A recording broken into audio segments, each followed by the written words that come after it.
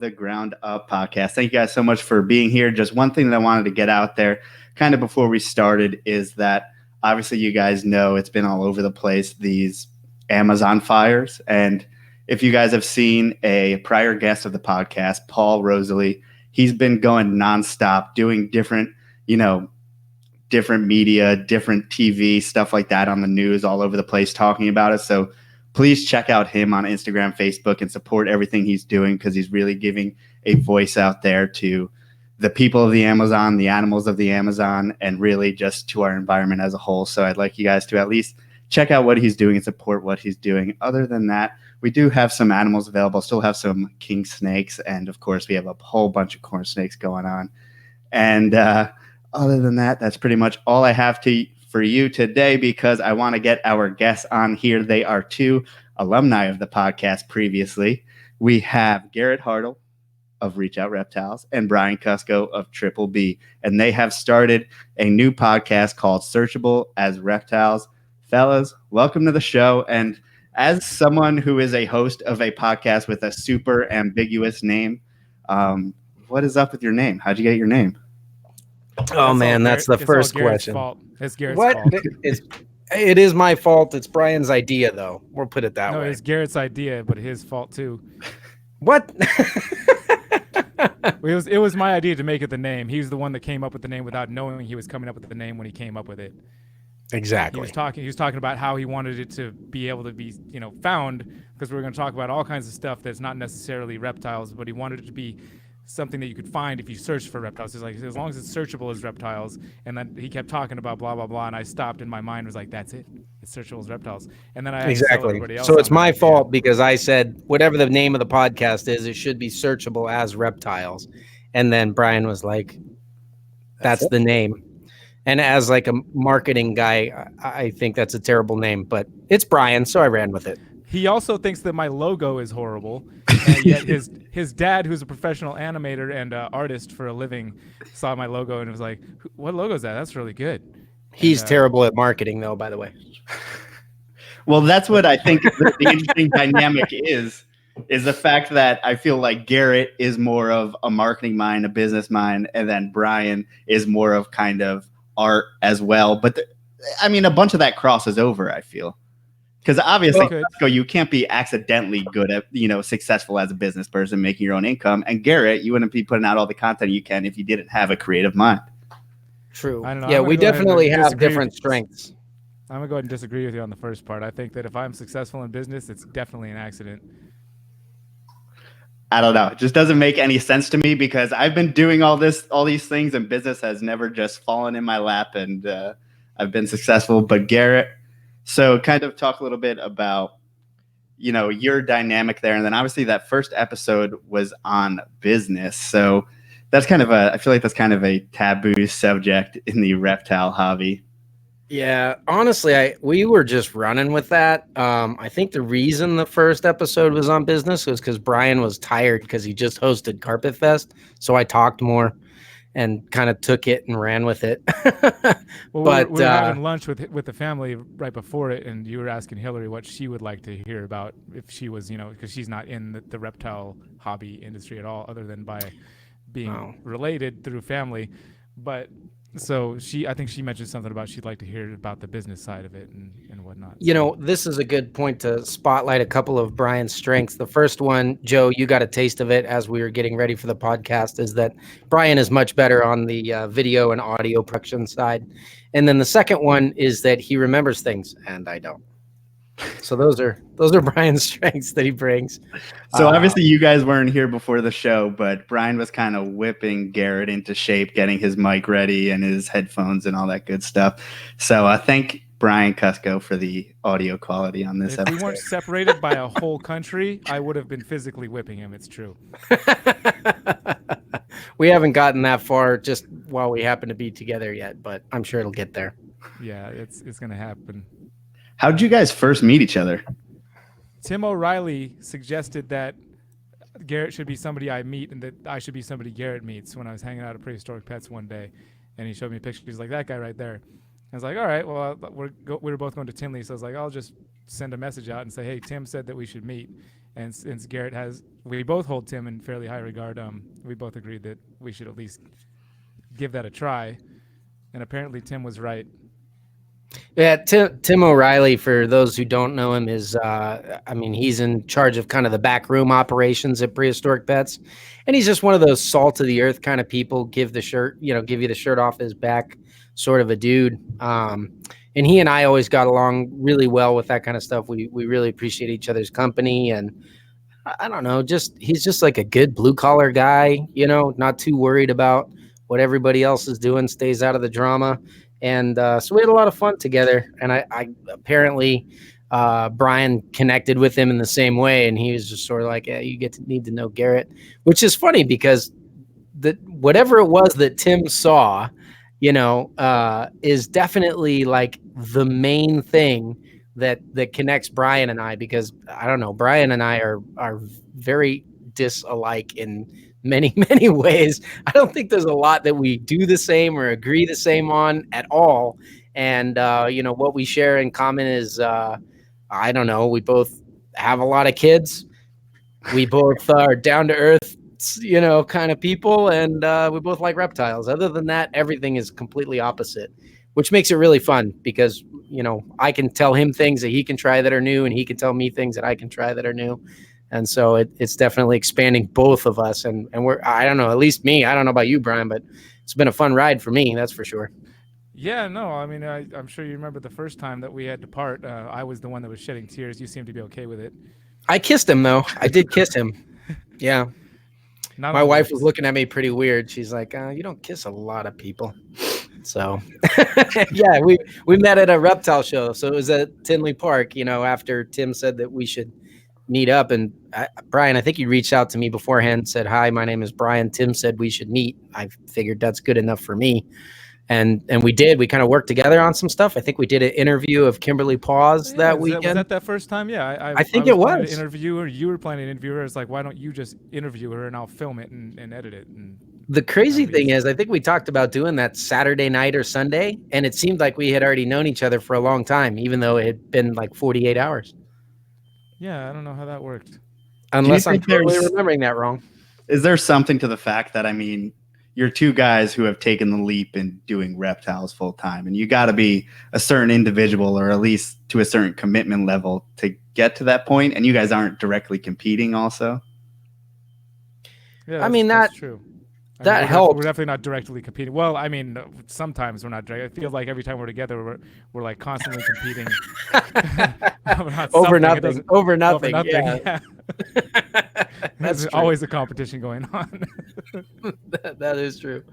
No, I think it's that. But I don't know if that's why we got together and formed a friendship that we have. But that's definitely kind of what we're able to talk about when we get together. Is kind of what's going on with you, what's going on with me, and we're living sort of parallel lives on the opposite sides of the country from different perspectives. So it is, makes for good conversation anyway.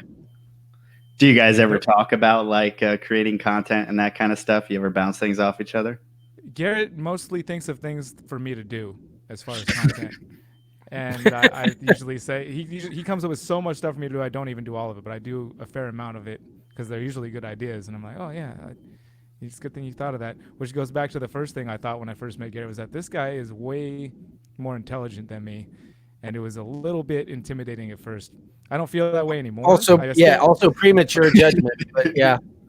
I realized that it was certain aspects, to his point earlier, the aspects that where my strengths kind of are not strengths, where my weaknesses are the things that Garrett's strong in, like with business and marketing and that kind of stuff.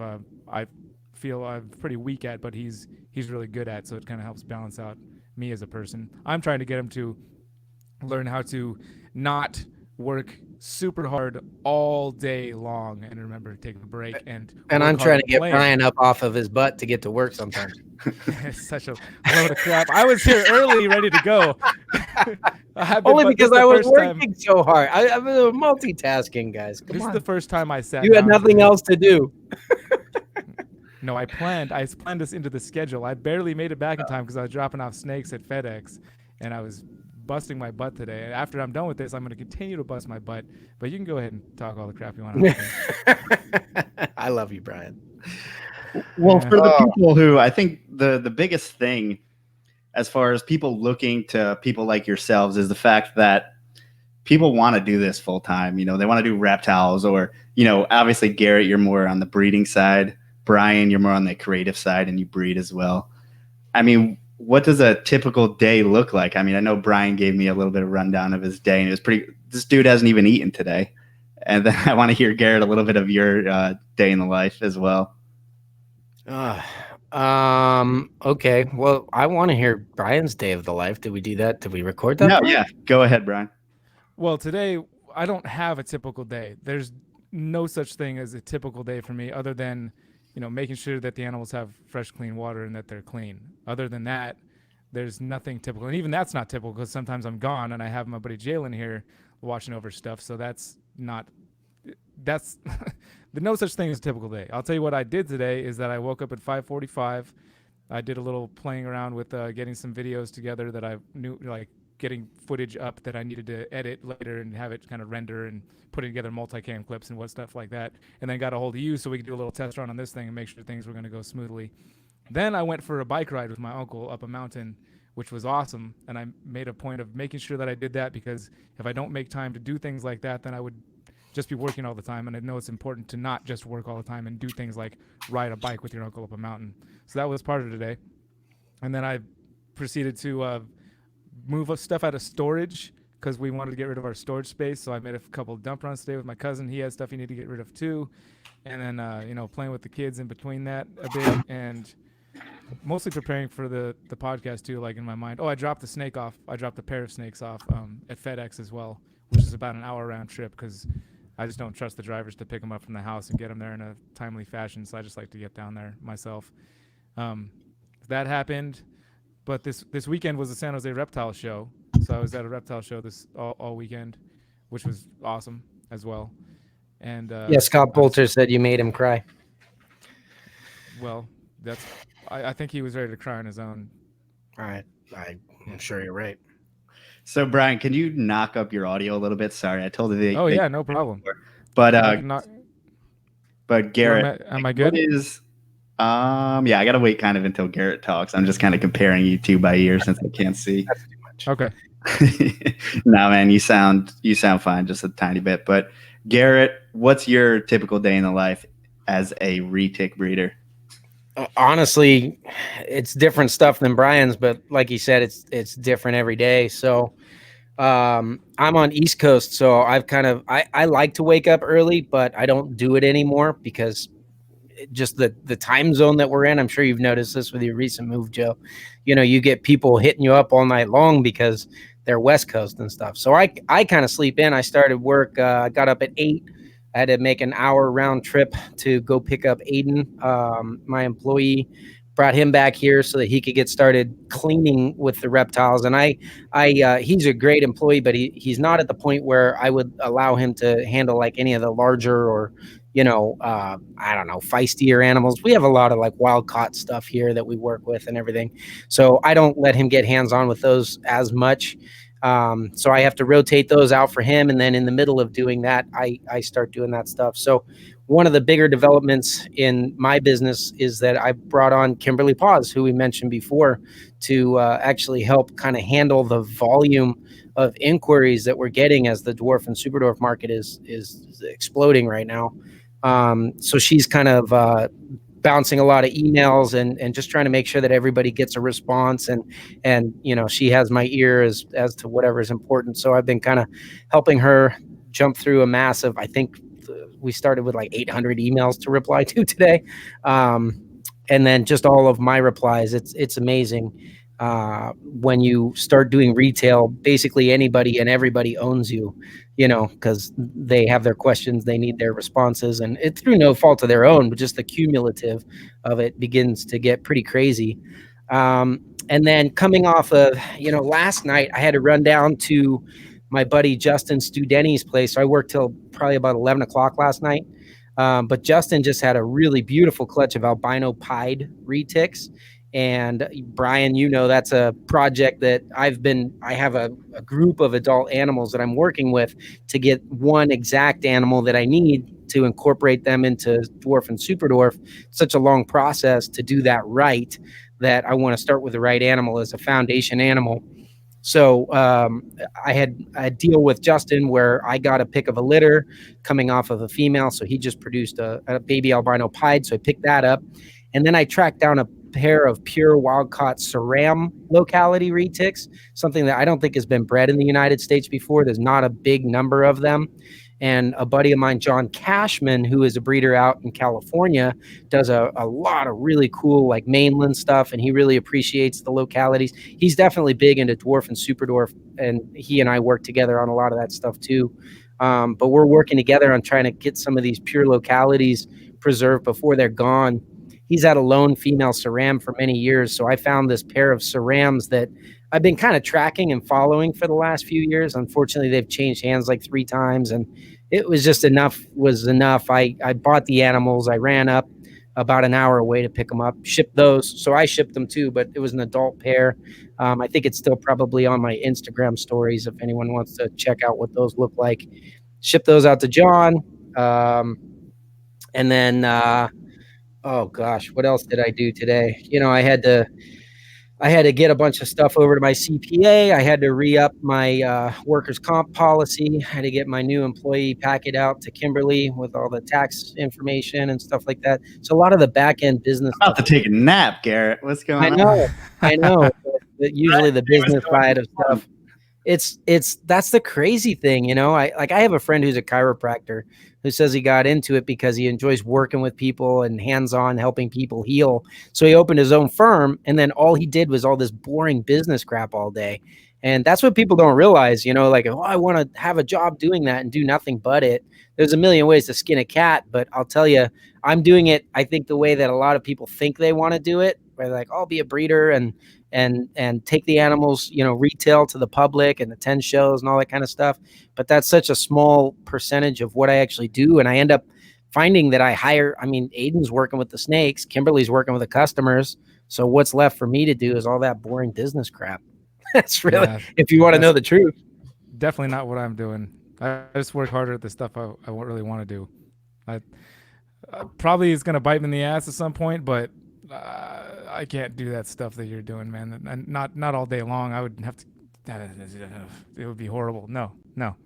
But what strikes me about your day is the fact that you're still not doing anything. You stay busy, whether or not it's like work or doing your taxes or talking to your CPA. You know, you're going on bike rides, and it seems like you're with your kids a lot, and you have a lot of that balance in there. Yeah, I have to do that. I need to, because life is too short. And this is what I'm trying to teach Garrett, is that you need to not. That's what I'm trying to learn. Yes, this is the one main thing that I'm trying to teach Garrett, that he's not smarter at than me, which is taking time to enjoy your life, because it's more important than anything else. And Garrett, are you seeing that, you know, you may need to hire employees to try to get that balance? I mean, you can't just ignore all your emails and everything that's going on. Honestly, I need to listen to my guru Kusko more, because I don't know, because the more things you take on, the more that you grow, the more complicated everything becomes. So, you know, you just end up balancing all these things. You feel like those circus people spinning plates sometimes when you're trying to run as much stuff. You know, like the other stuff, like we're trying to open an online store. I'm putting together a lot of written stuff for publication for the dwarf and super dwarf retics. And then I'm working with a good buddy. By the way, I'm just going to shout him out. Justin Lathrop he bred a beautiful litter of Cane Corsos. So if anyone wants some cool big dogs, they need to hit him up and buy those and get him some money so that he can finish the pickup truck for my work situation. But yeah, too much stuff going on, man.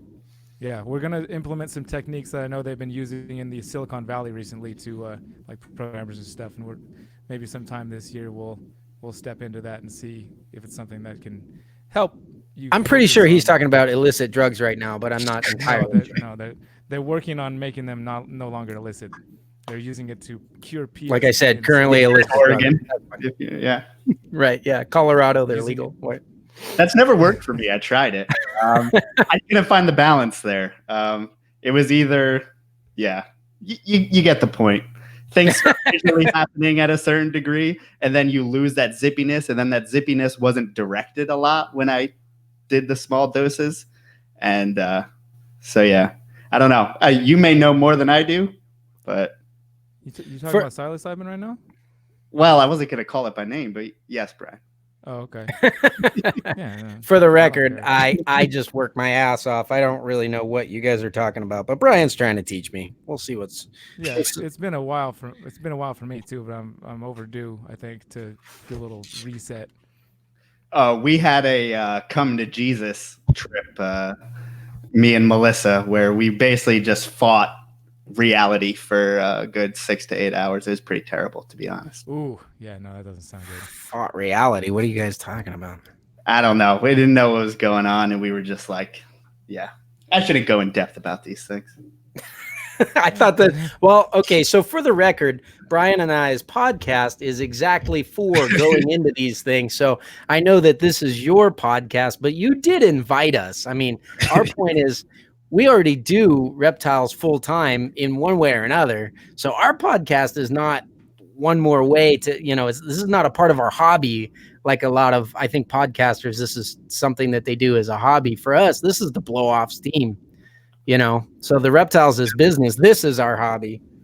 And for me, I'm trying to always try to find out where that line is between professional, at least professional enough that someone trusts to buy from me, and then also personable enough that I'm still myself. And I don't know exactly where that line ever is. And I'm always going one way or the other.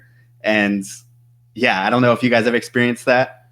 Well, my whole reason for doing what I do is so that I don't have to walk that line, and I don't have to set my rules by somebody else's standards and just set them by my own. If you don't agree with them, that's fine. And it works out better for both of us, because then you don't have to deal with somebody that you don't want to deal with. And I don't have to deal with people that don't want to deal with me. And I just like dealing with Brian, so I'm still trying to learn his rules.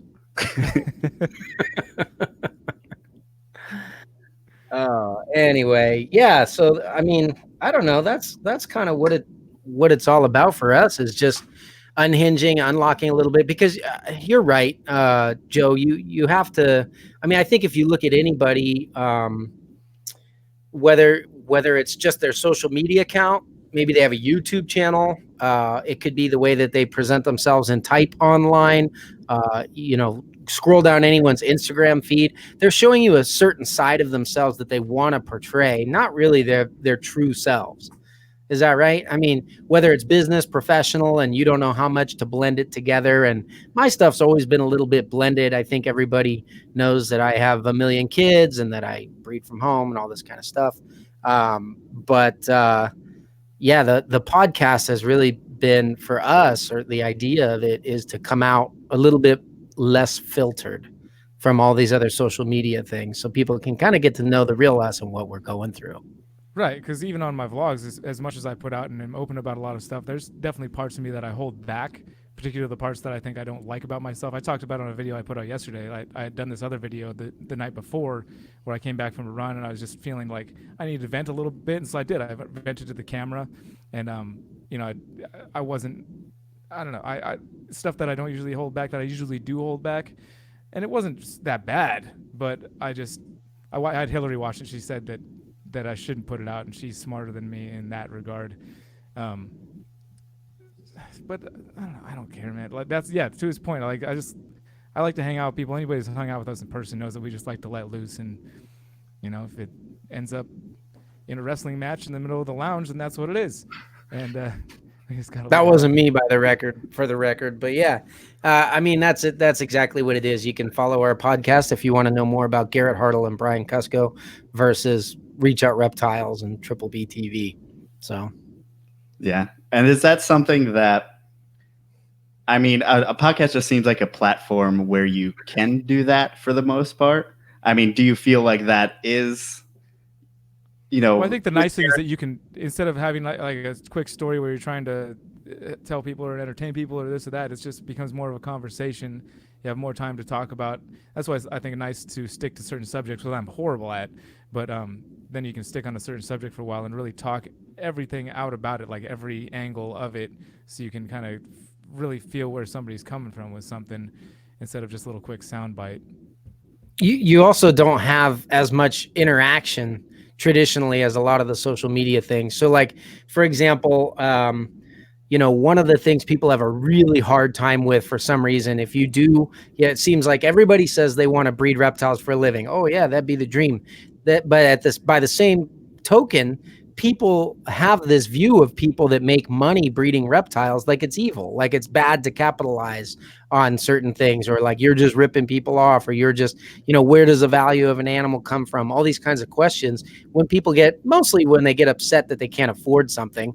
Or the other thing is like, on YouTube, perfect for example is I tried to make a video about how to really set up a baby snake well. I have a video on how to set up a new baby snake, but it's in a rack. And I have rack systems for my babies, so I showed how I set them up.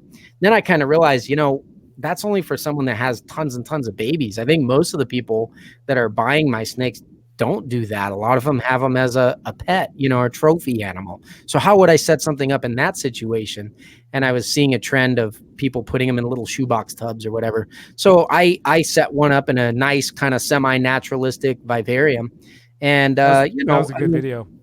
Thank you. But I did definitely get feedback, which I knew was coming, of people saying like, oh, I read one time you can't have a glass tank. That's terrible. Every reptile will die if it sees glass.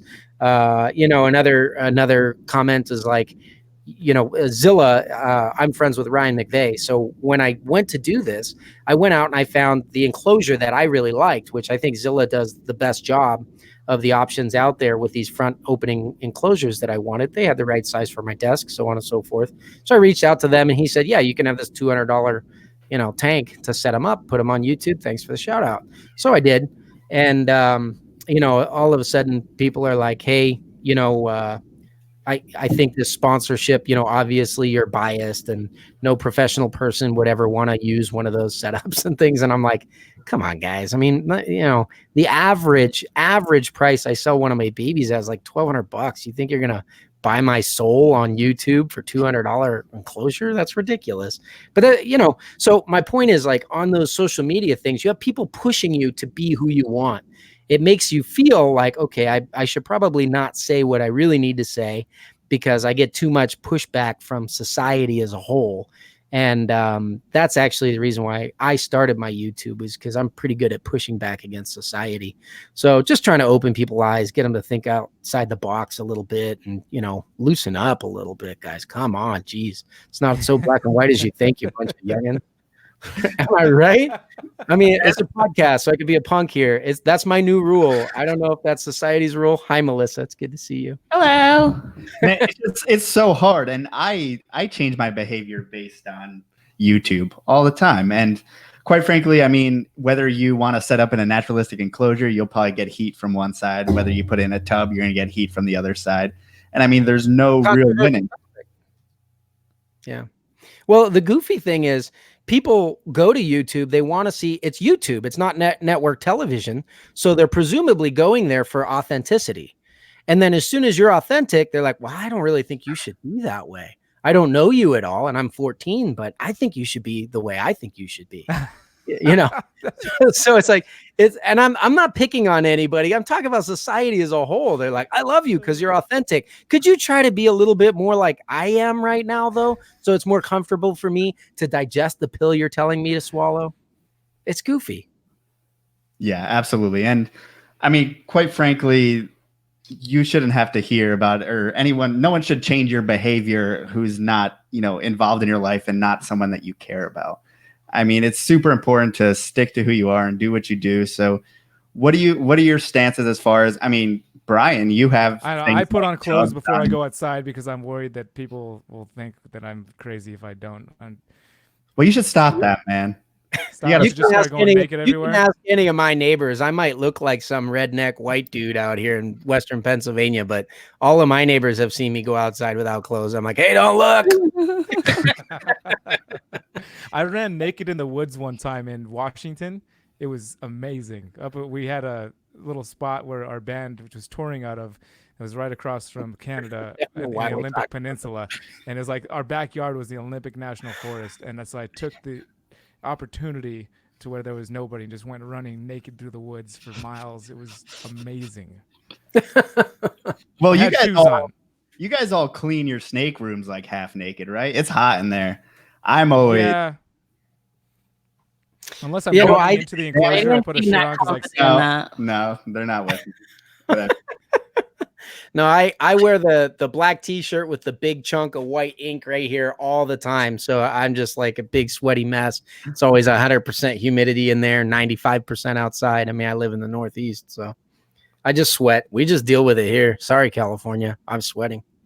I was sweating today too, bro. It's 90s plus out there today. Yeah, crazy.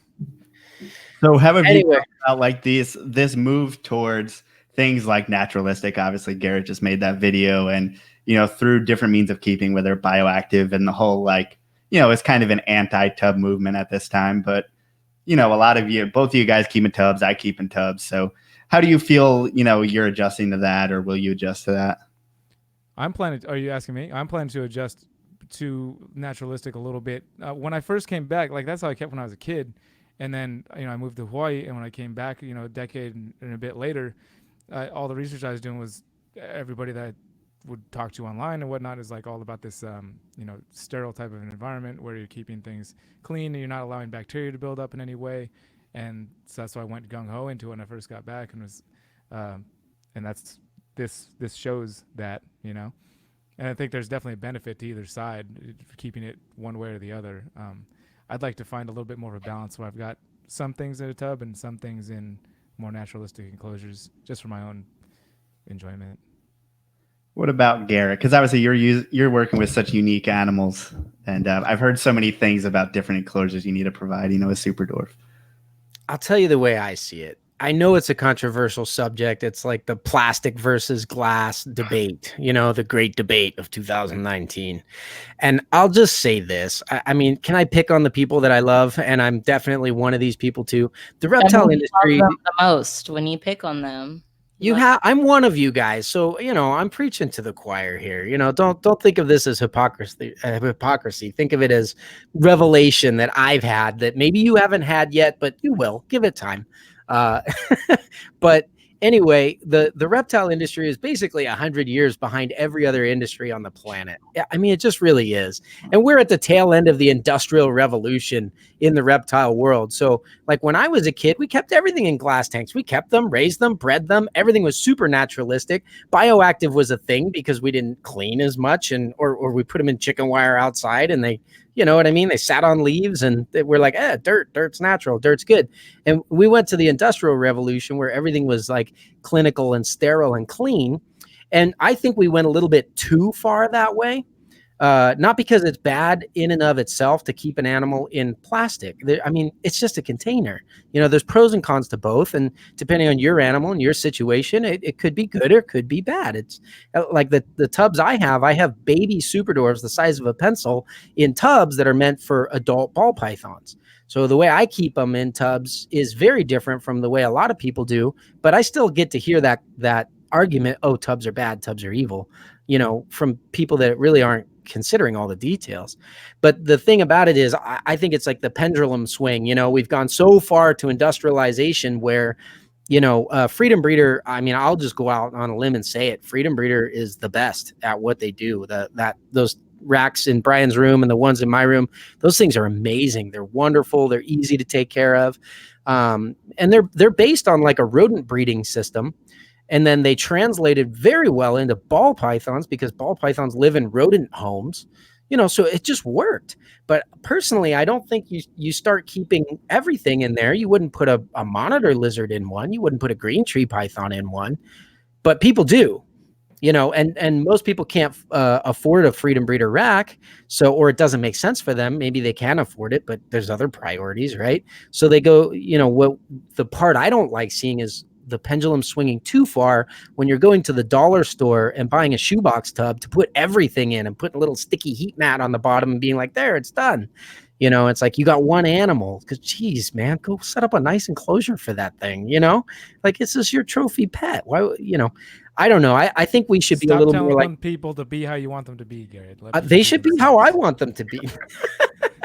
I mean, it's true. But I mean, my point is, like, to each his own, live and let live. Everybody's the way they work, the way with their animals and stuff.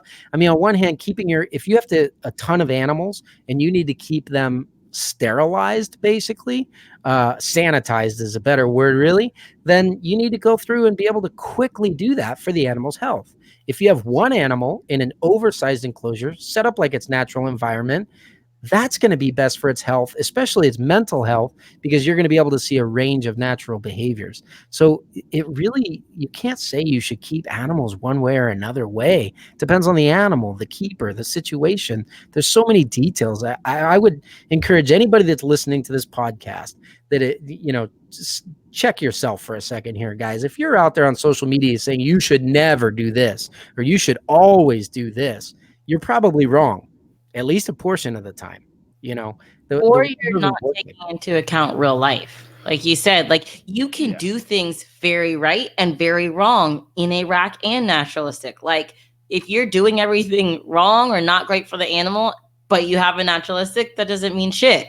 Like, and show me a commercial breeder who's able to turn a profit using 6-foot cages is going to be very difficult. And it's unfortunate that that's the case, that commerce is going to have to drive, our behavior. On my level, I mean, I can do cages. I think I want to do that eventually. But if we're asking reptile industries to put all of their hundreds of thousands of reptiles into cages, I don't know if that's happening. Plus, you're going to hurt their business. And quite frankly, we need pet reptiles out there. We need to supply the big box stores, even though we hate them supposedly, but they're getting out there and they're getting animals in people's hands and it's getting people a good first experience. So it's hard to say if anything's right or wrong.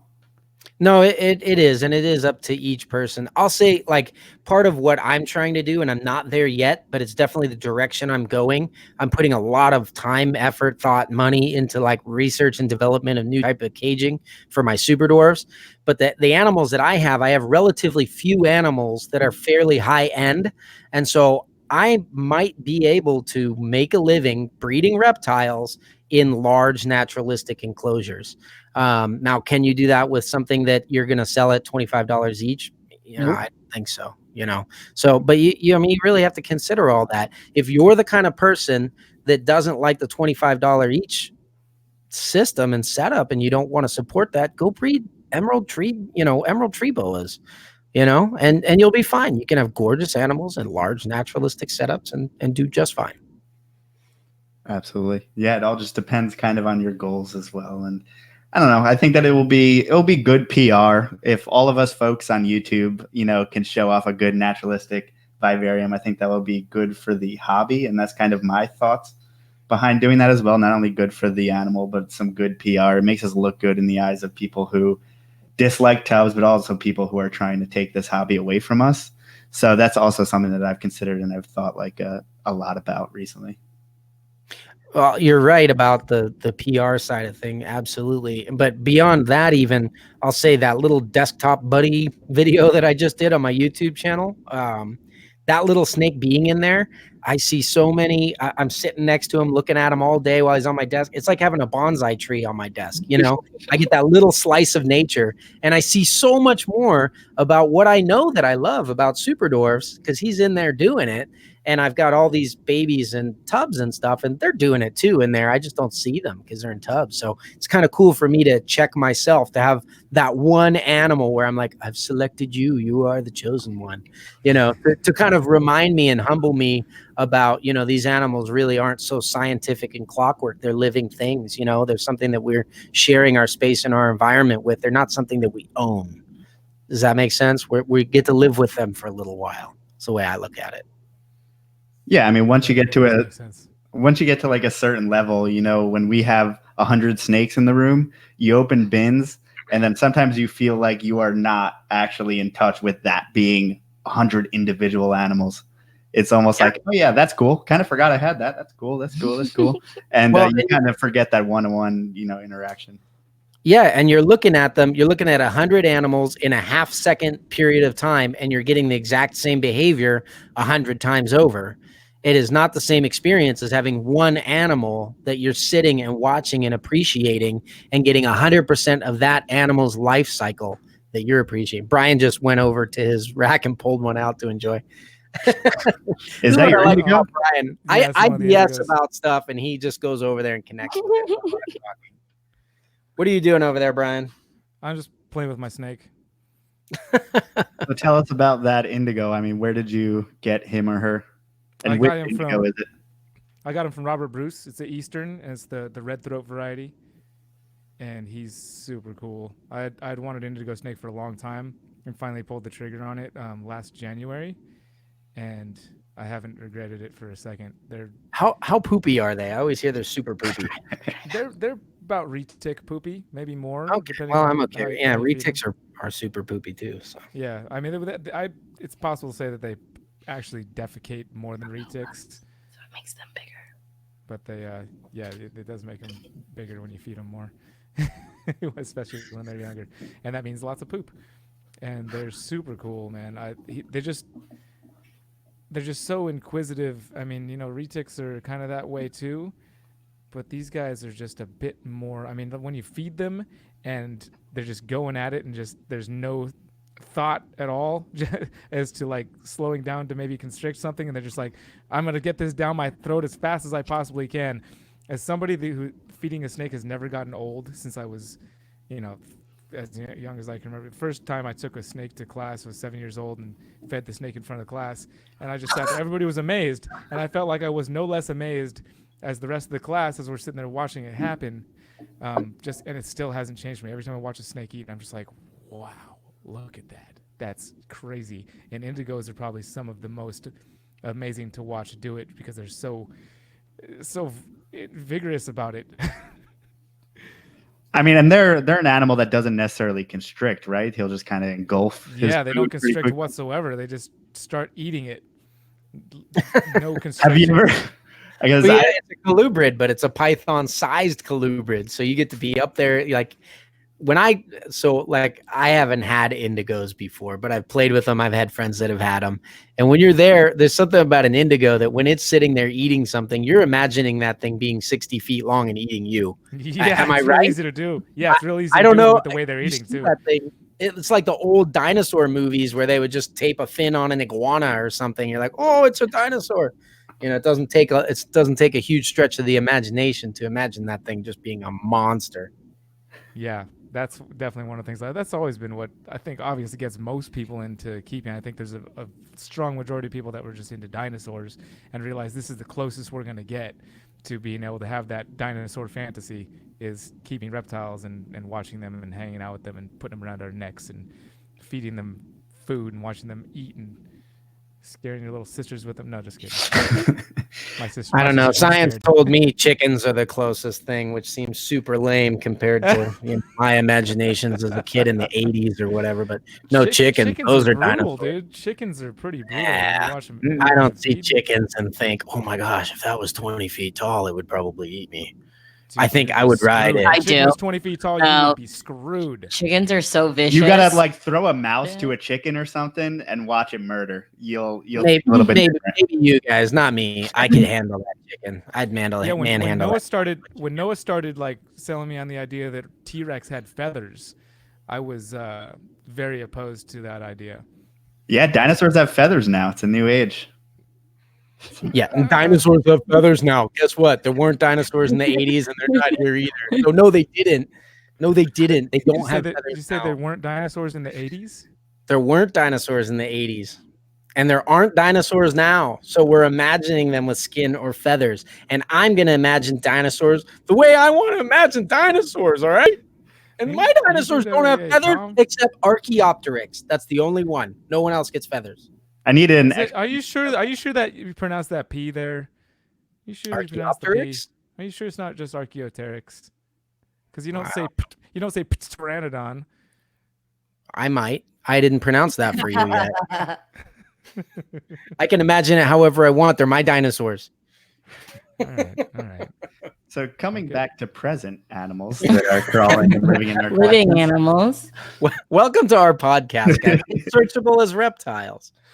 I think like a large part of what a lot of people, it's like having that slice of nature, kind of like that bonsai tree on your desk. I mean, being able to keep an animal in captivity is just being able to observe nature every single day. And I think it's hard to do that in today's society, and not too many people are doing it. So I think that, like, I don't know, the more people we can get to do things like this, the better it will be for the future of the earth. That sounds ridiculous, but no. When it comes to inspiring people to keep reptiles or inspiring people to get into reptiles, that's a huge part of it. Even bigger than that, for me, is what I like, because they're one of the more misunderstood creatures on the planet, which all of us soon learn when we go public with the fact that we keep snakes. You know, how many people are so opposed and appalled and shocked. We live in this nice little bubble where all of us like reptiles, but out there where there's normal people, which are not the majority, most people are not. And if you can get somebody to overcome that fear or that misunderstanding of it, then you are helping the world to be a better place. And I feel like if someone can appreciate a snake, they will easily appreciate all the things above the food chain. And therefore, we don't usually see insects as something that we enjoy. Or it's hard for me to appreciate insects. I do now. I've got I didn't think you said insects. Am I the only one listening to this podcast that heard something totally different there? I think that's just your brain. Do you appreciate? I can imagine what I want to imagine. And we're gonna watch Garrett lose it. Oh, geez. It's one thing getting past, people's subjective emotions about it, but just like the objective understanding of animals, you don't realize how much people don't know. And, especially growing up or in high school, there's biology classes and everything, but like truly understanding about like animals and that's not a part of the high school curriculum. Truly, like it's not something. And there's, it's super macro, right? And there's many things I don't even know. But even tonight, I was like talking to my boss, and I was talking about a podcast we had before. Kyla, who was in Florida, working in Florida about like invasive species, and literally, I don't even think like my boss really knew like what's an invasive species. And to us, that is such second nature. We can say it all the time, but it's like, that's not something that's taught to the average human or the average child in their school. And to biologists, that's a crisis. Right. But it's like, and even if it is taught, it's like a blip and it's not, so it's us stepping back from ourselves and realizing how much that people do not know. And then that is, more the reason for us to try and get out there and educate people. Well, and to your point, Joe, I think you were talking about, having these animals is like bringing a slice of nature along with us so that we can remember to connect with that part. It's like we all have this wild part inside of us, and that's what actually makes us human, and so actually that's what my logo is all about is, I've got the woods and the city and the bridge in between, and we're trying to reach across and reconnect with that wild part of us that is what makes us human. We're trying to get deep in marketing. I was listening and I was like, plug. My point is like for a lot of people, a dog and a cat will do that. But for some of us, it's just like, I find it's a lot of the obsessive type people that the dog or the cat that is so far removed from maybe not cats, but dogs are very far removed from what they are in the wild. That's just not enough to connect with that primal part of ourselves. We need something that is more like that wild part, like even the super dwarfs, there's really two sides to what I do. Part of it is like making these mutts and these morphs where you're taking attractive or appealing color and shrinking it down to a size that's convenient for somebody to keep. And then the other side of it is like the pure locality. Like this is a miniaturized apex predator. And, you fall in love with the idea that there's this prehistoric island out there somewhere where everything shrank down and it's this miniature world. And you have this animal that has this big snake attitude in a tiny little body that you can put over here in a little, 20-gallon Zilla tank on your desk or whatever and enjoy. And you still marking over the bro? I tuned out. I'm talking about what drives us. I'm talking about what drives us into reptiles. I was giving you crap, dude. What drives you, Brian?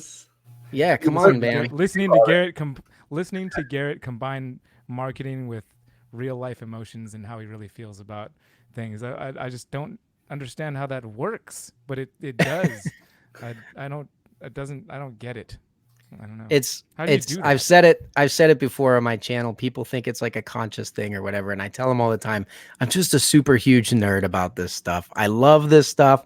It's passionate to me. I sit around thinking about why I am the way I am. Why do I love reptiles? Because like a lot of us, I mean, Joe, everybody that comes on your podcast, you say, how do you get into reptiles? And they tell you a story from before they were in elementary school.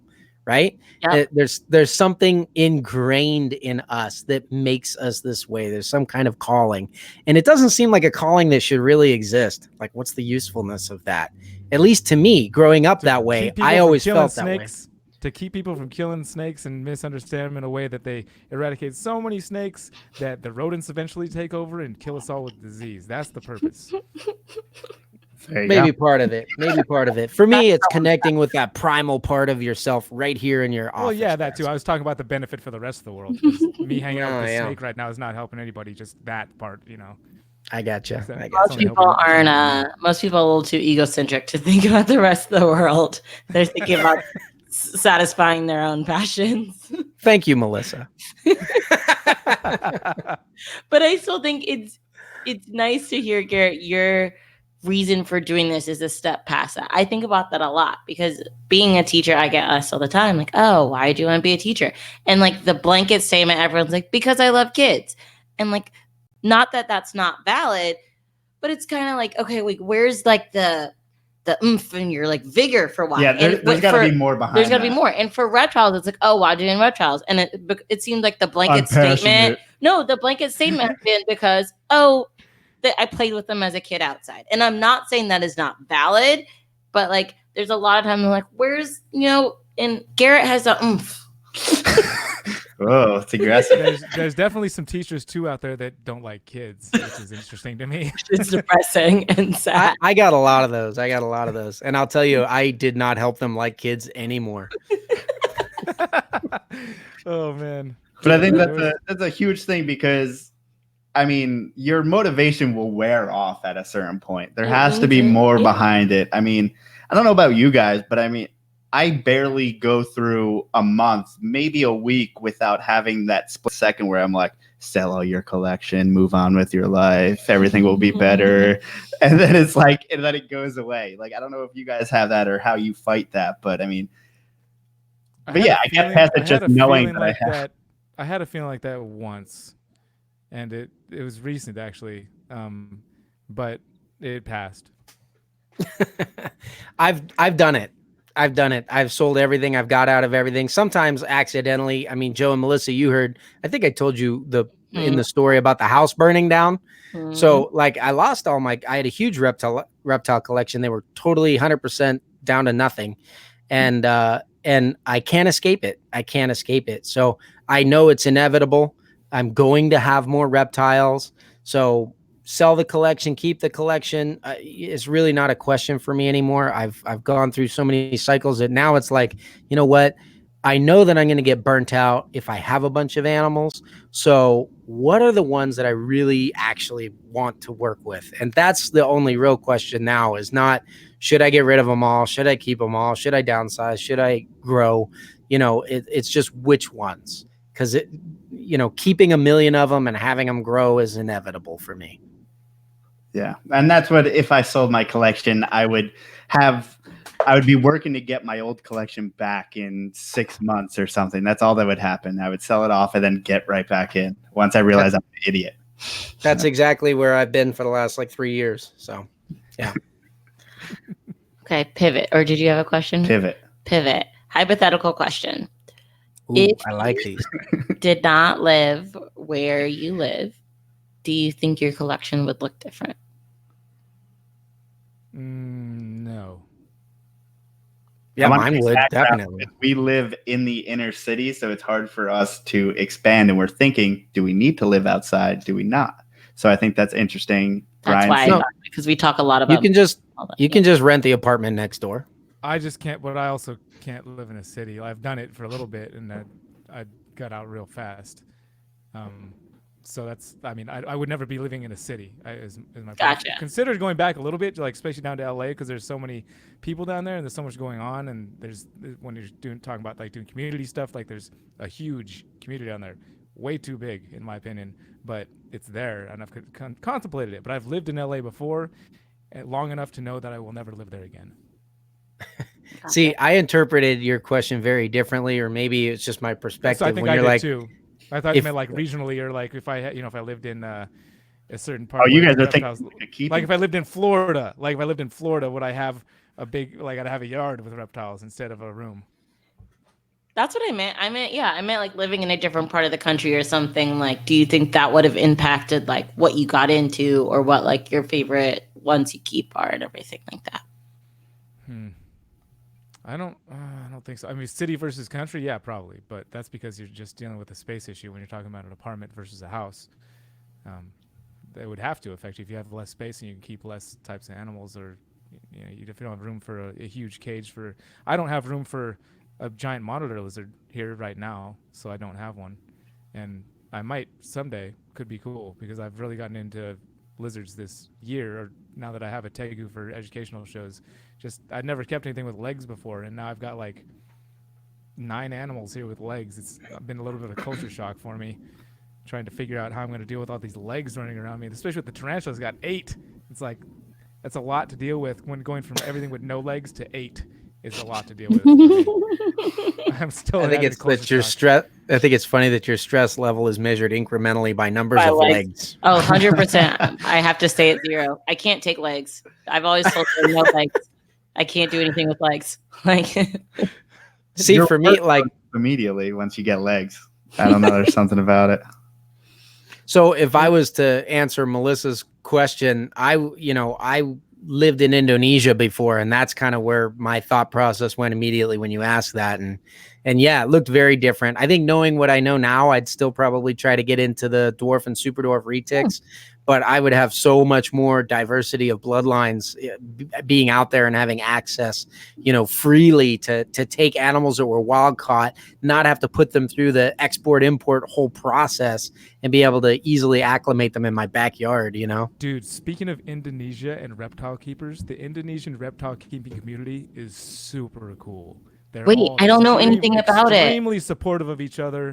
They're all working together to make things, and not only that, but their country, like one of their senators is way into reptiles, and he like took us to the zoo when it was closed to check out the Komodo dragons, and he keeps and stuff, and it's just the reptile keeping community over there is like, oh, it's so cool.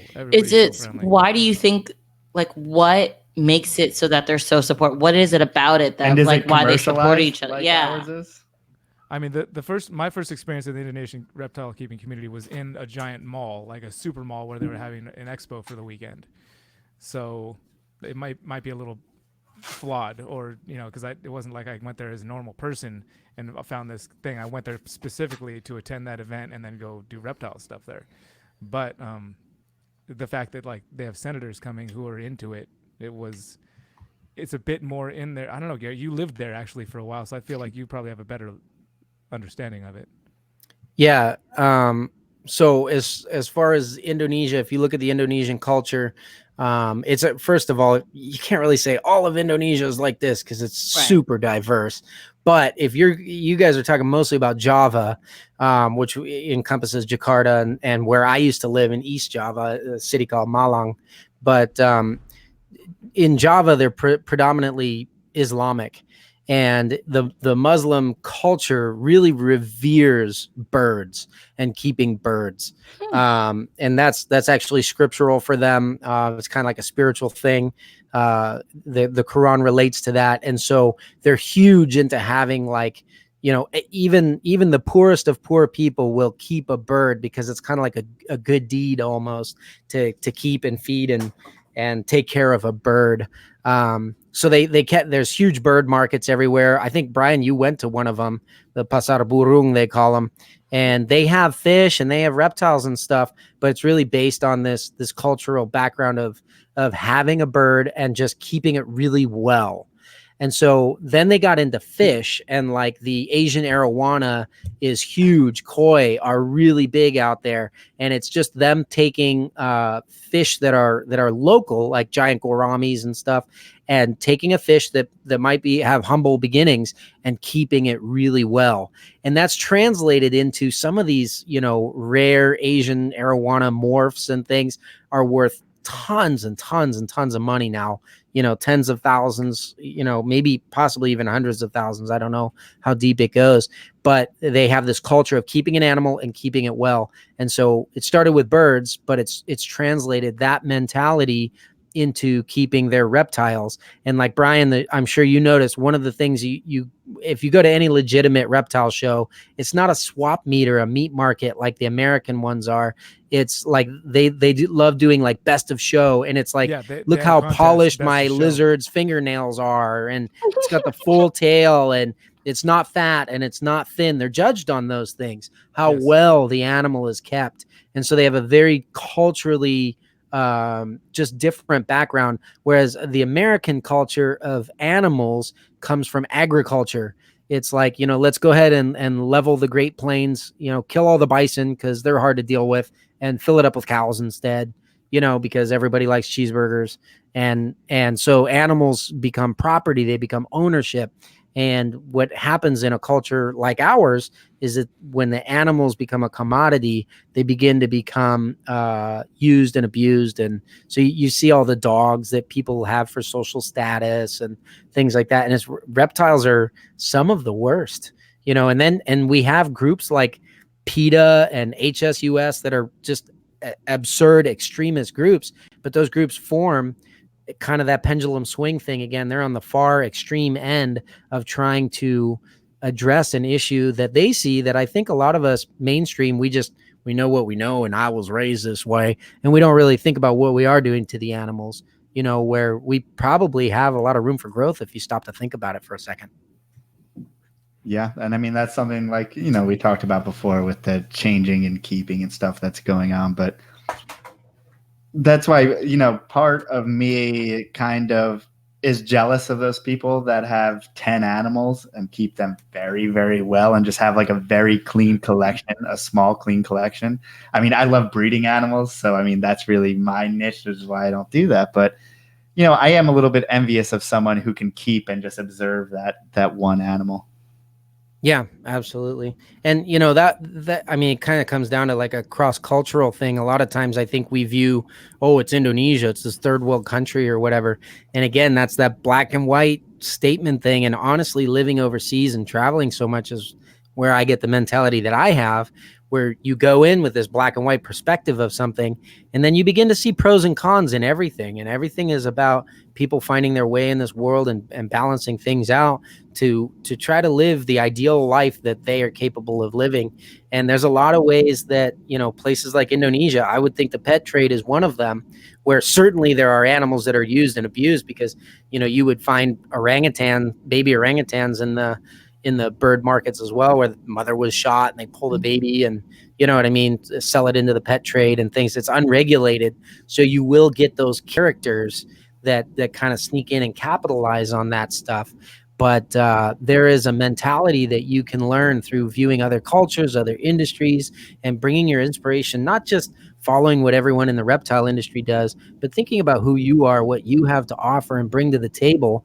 And my YouTube channel on Reach Out Reptiles, I'll try to bring that out in people. I mean, I think that's the basis of Kusko and I's relationship, is that we're always trying to bring the best out in each other, and we fight each other on it all the time too. I'm like, no, this way. I was just thinking, like, everything you're saying right now, like, that's why we're friends. Like, that's why it works. And we disagree on everything. I'm like, no, I'm right and you're wrong. But I think both of us are like eagerly anticipating the moment where we are proven wrong, so that we can grow and change. And that's what's really fun about it. That's why it's always a competition, and it's all done in love and good spirit, because I think both of us have this attitude of continuing this journey of self-improvement. And I think you both actually like listen to your audience. Like Brian mentioned it before, like you can see a comment and it's easy to deflect it, but some of them you have to absorb and say, maybe there's a hint of truth there. And then obviously there's a lot where you can internalize and be like, nah, I'm good without that. But you know, it's important to have the. Me and Brian are both smiling. I think we're both thinking of examples. It's a tough balance because some people are just out there to be assholes, and sometimes it's tough to differentiate between the two. You know, because it's all text based when it comes to comments. Nobody's, with the exception of a few rare examples, nobody's actually calling you on the phone to have a real conversation about it. It's just like a quick 2 or 3 sentence comment, and it's easy to take it however you want to. You know. Which if you're feeling bad that day, you might take it badly. Whereas if you're feeling good, you might be like, oh, they're trying to help me. Yeah, I think we're about to enforce like a 24-hour rule. I forget where we were going the other day. Stop looking at the comments after 24 hours because it's just random people finding your channel that want to be assholes. Well, that too. But I like, before I respond to something, because I try to respond to everything. And so therefore I'll wait 24 hours in order to respond to it, because something I may get defensive, like that comment about our enclosure. And it wasn't a perfect T formation that this person heard on a YouTube video that has to be, you know, things aren't absolute, but I was just really mad at that moment. I'm like, you don't understand. You're not keeping this on, blah, blah. But they were proud. There's a hint of rightness to their comment, and I shouldn't snap at them. I need to calm down. And I think you're too ADD to do 24 hours. Yeah, I'll just forget about it. You'll forget about it. You know, in Kusko's interview of Kimberly, she actually had. I used that technique. I know. I just used that technique recently. Such a good technique. That video. I felt so good afterwards. I felt so good afterwards. What she said that you do is kind of like what you're saying. I've adapted it to be like what you're saying, but she says she types out the response she wants to right away and then deletes it and then go back in 24 hours. So you get it off your chest. But yeah, I mean, it's such a good technique. I remember it from that interview still. Yeah, I thought about that recently when I did that video the other day, and I watched it back. I was like, and when I was considering it twice in the video, I say, oh, I shouldn't post this. And then I go, oh, no, I'm going to anyway. Like in the video, I say that. Then, you know, here's the thing that, oh, sorry, go ahead. No, that was it. That was it. And I've thought of Kimberly in that moment where she's like, remembered her technique of like, get it off your chest, put it out there, but don't put it out there. Because it's just you venting about stuff, and it's not going to help anybody. So it's only helping you, really. It's amazing to find wisdom in social media, because wisdom usually comes with experience and age, and all the old people are off social media. So social media is not true, dude. I've got more viewers that are older than me by far sometimes than a lot. I've got tons of people that watch my channel that are in their 60s, and they talk to me often and leave comments every time. Well, you got everybody that's on YouTube. I had to take that moment to prove you wrong. Our demographic is mostly 18 to 34. Like 90% is 18 to 35. So yeah. I think mine starts a little bit younger than that, but yeah, I mean, I don't know. I get a decent spread. I think I'm probably hitting heaviest where you guys are. But, you know, all of us that are watching other people that do this stuff professionally, you got to realize, like, we care, and that's why those comments hurt, right? That's why we take it personally. And like for me, the breeding of the reptiles, whether I'm setting an animal up on my desk, or, you know what I mean, I'm trying to do a mite treatment, or I'm trying to, you know, tell people how to like reacclimate animals after bringing them back from a show, or explain to people why they maybe shouldn't wait till the reptile show to buy an animal if they already know the breeder they're going to go with, you know, like just let me ship it directly to you and not expose it to everyone else's collections first. But, you know, whatever the topic is, this is my job. And so you don't do what I do. I guarantee you that if you're commenting on my channel, you're not a professional dwarf and super dwarf retic breeder, because as far as I know, I'm the only one. I was going to say, how many of those are there out there to comment? Exactly my point. But they'll come in here and tell me how to do my job. And that's kind of like me coming down to your engineering firm or your law firm, or where you're doing your brain surgery, or how you're bagging groceries for someone and being like, you did that wrong. It could be, eggs should go on the top. I learned that one time. I learned that from my mom. Eggs should go on the top. You know what I mean, of that grocery bag. And I don't come in and look over your shoulder and tell you how to do your job.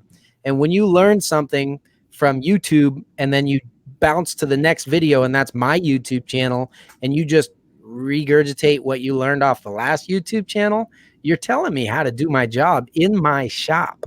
You know, I mean, my presence is online. That's true, but you also have to, that you're opening yourself up to the ability for people to do that when you post stuff on YouTube, on the internet. You're kind of agreeing like, okay, I'll let some people tell me what they think about what I'm doing. I agree. I'm just saying that a lot of people, it's almost like driving. You know how you're total jerk when you're driving and you would do things I'm that the kindest person I've ever met when I'm driving. you don't scream at people and flip them off from behind the glass. You would never do that to some old lady walking down the street that bumps into you. What the hell's your problem, old lady? She almost bumped into me. That's something else. If she actually collides with my car, that's a whole different story than if she's just like there somewhere. I've never flipped off an old lady in my life, but an old lady has never bumped into my car with her car. My point is, I think we can what you're talking about is being a community, right? We're putting ourselves out there. You guys are jumping on and giving us feedback for better or for worse, but there's a respectful way to do that within a community, you know, and we can encourage each other. I mean, you know, the criticism is the most constructive part, really. I think the majority of people are respectful for the most part. It's just the ones that aren't respectful that tend to stand out at you more because they're not, and because it's like those ones are. It's just the way it works. Like you tend to, you're like, oh, that one sucked. Like you could get 95% good comments, and you get like 2 bad ones, and you'll really think about those 2 bad ones because they don't make you feel good. Well, it's true, but like, where is someone's motivation to be one of those 2%? Why you got to be the biggest jerk in the fish pond? You know what I mean? Something bad happened to them, so I mean, they're feeling everybody's different for some reason. They're venting on your channel. There's a myriad of different reasons, and I think that's just something to apply to life in general. Is try to focus on the positive, and there's always going to be the negative, but it doesn't help. But it's like people could tell you, I love you. Yeah, but it's like people can cut off you mid-sentence too. They can do that a lot. You know, while you're trying to stay focused on the positive and not the negative, they can do a negative thing and cut you off mid-sentence. You know? Garrett, here's the part where you need to be a relationship coach. That's the part. Remember, that's a part of your job too. Oh, is it? You get assigned that role. I'll tell you what, I will stay out of the husband and wife relationship. Thank you very much. I have enough issues with my own. All these people that want to incorporate all these different relationships, more power to you. I don't know how you handle that. I got, my relationship with my wife is plenty for me. Thanks. What is it? Oh, come on, Garrett. What is it? It's better to sit on the corner of a roof than to have a wife who is mad at you. Something like that, right? Wait, what? We were quoting Bible proverbs in our last Airbnb at the Pomona show. And there is a proverb in there written by the wisest man in the world who, contradictorily had like 900 women living with him. I mean, if you just do the math on like what's 900 divided by 30, you have that many PMSing wives chasing you around at any given day. I don't know how that is wisdom. Wisest man in the world. Yeah, exactly. Self-proclaimed, I guess. But no, but he said, yeah, it's better to live on the corner of a roof than with a nagging wife. So, and I'm not saying that's what my wife is. My wife is an angel. She's very supportive. I wouldn't be able to do this business without her. I love you, Ashley. But I'm just saying that relationships take work. That's all. Especially when one person in the relationship, wants to spend thousands of dollars on animals. Oh yeah, for our significant others to put up with us, absolute miracle.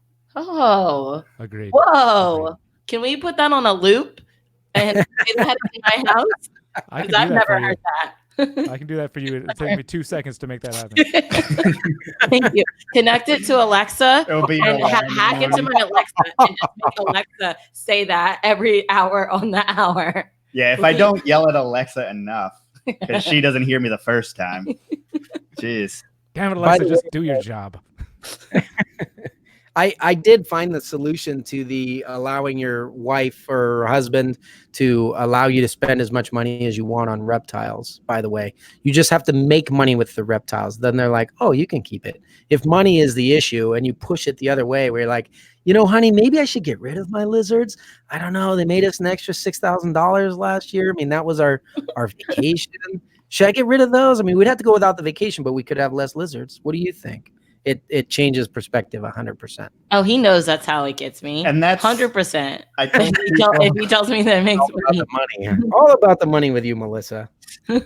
Yeah, and I talk about people don't do snake math all the time. Don't do I breed this to this, I'm going to get this many, sell it for that many. But when it comes to your significant other, put that shit on paper, whether it's true or not. Show her the profit you'll make. But then the more I go into it, I'm like, no, when you tell me you're making this, you better have already deducted the cost of keeping them and feeding them. The more I get into it, the more I realize that number. I'm like, you better deduct that and then come to me.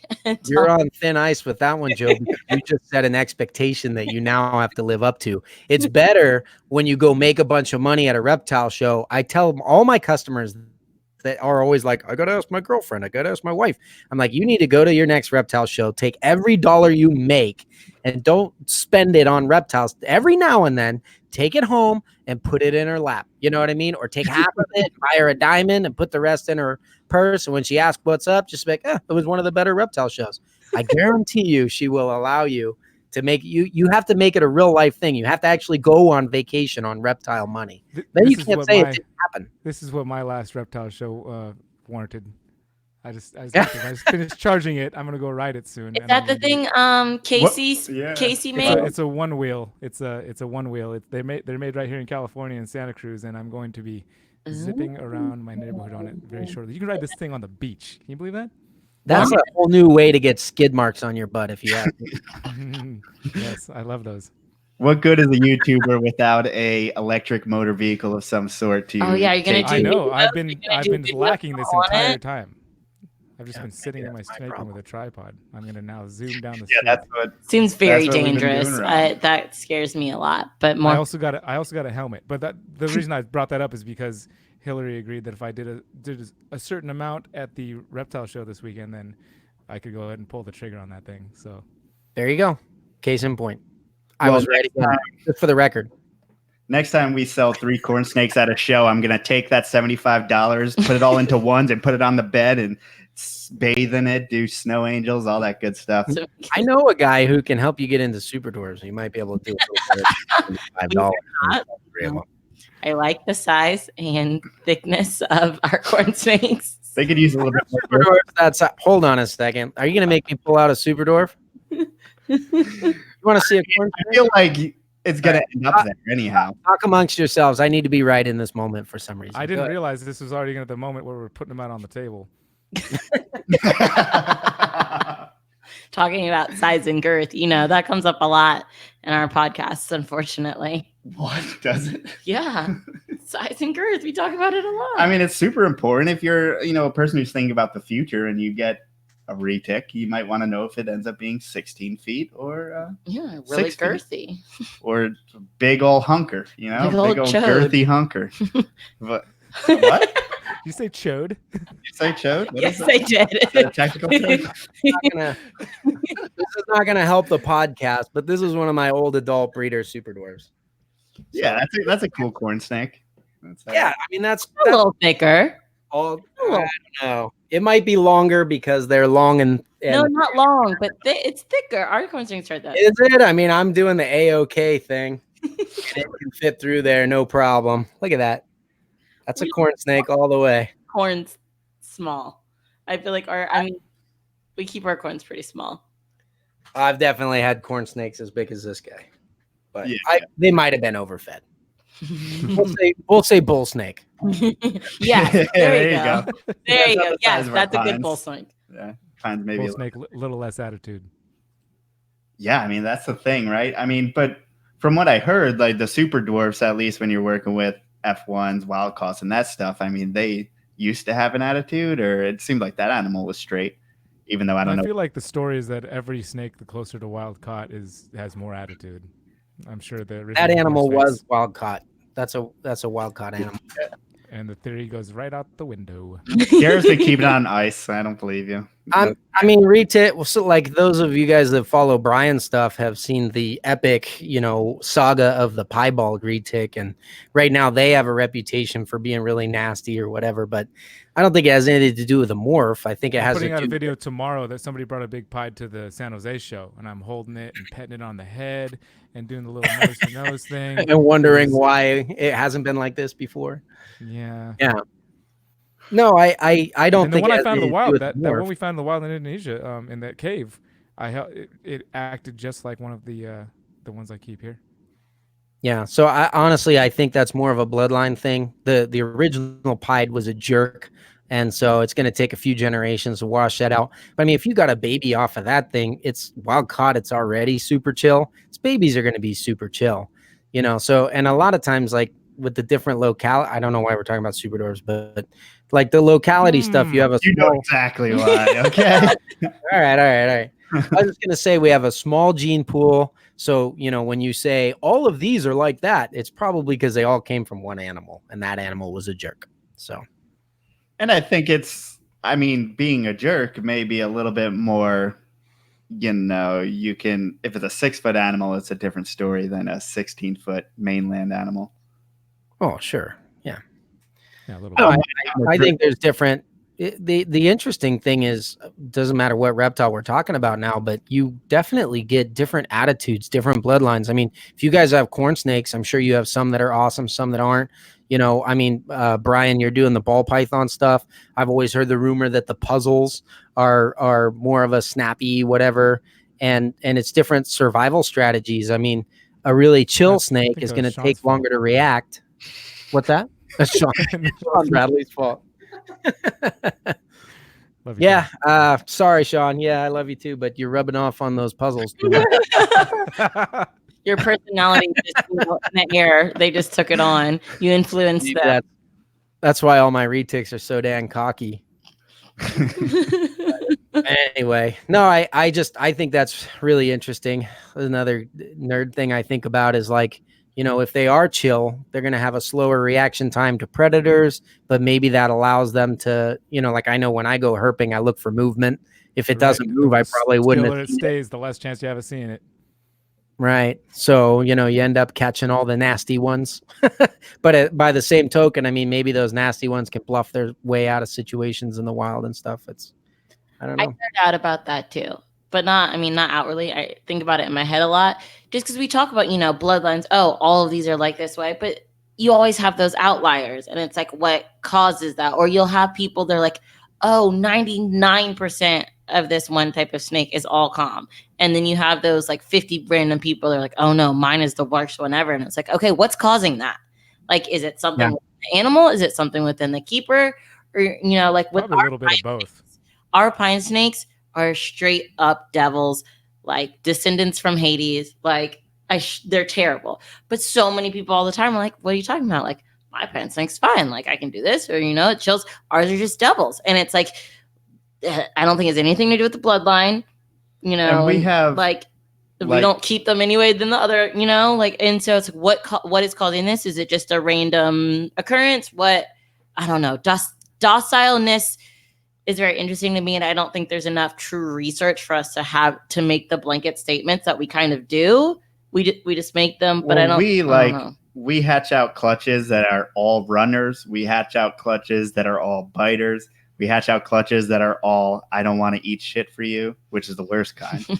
And then you have ones that are super easy. Right. So, and it seems like that goes from a clutch to clutch basis. And I know that mom throws little crazy runner babies, and it's been consistent so far that, the same pairing will consistently give you these animals that act similar to, the past generation of animals. Which I think is the next generation of reptile keeping is like another trait that we can breed for, so we're breeding for color, we're breeding for pattern, there's a lot of other things in there, but and temperament is it is a little bit of an enigma with the nature versus nurture sort of a deal, but I think you could definitely breed for temperament. I just don't think we do, because the breeders, at least in mass, because the large scale breeders, they don't care about the temperament of their animals. They're trying to produce the morphs and pump them to the market and all that kind of stuff. And it takes a little bit more of like an in-home breeder spending time with their animals to realize the value of temperament, and go with that. So that's what I'm doing with my big blood python girl, who I used for a little clickbaity thumbnail in yesterday's video because it looks like she's killing my son. But I saw that. It was just some love snuggling going on. She said I shouldn't post it. There's all truth to that. The title was true. The thumbnail was true. That happened in the video. It didn't appear like it. It didn't happen like it looks. It's good justification. I like doing that. I'm really real dorky. Your blood python was bitey when you got her as a baby, wasn't she? And she tamed down, and now you bred her. So how are her babies? Her baby, there's one that's a little kind of defensive. I have been bit. There was the original video when I'm first texting them when they first hatched, and Travis and I are splitting the clutch because it was a joint clutch. They're bite, everyone. I get bit by just about every single one of them. I'm not being careful. I'm reaching my hand to a tub full of them and pulling them out. And since then, I haven't been bit by a single one of them that I've been handling. They haven't even been striking at me. The video the other day, one of the males, I was petting his chin very vigorously, and finally he bit out towards the light. But I haven't been bit by a single one of those animals, and they haven't tried to bite me. Which is seemingly outside the nature of most blood pythons. Right. I mean, part of it is the way I'm handling them. I'm not trying to get bit at all. I'm coming from behind, but they still. And then I'm petting them on the chin too. And she is one of the most calm. I just know I could trust her with my kids. That Eli handles her, and I know there's going to be no problem whatsoever.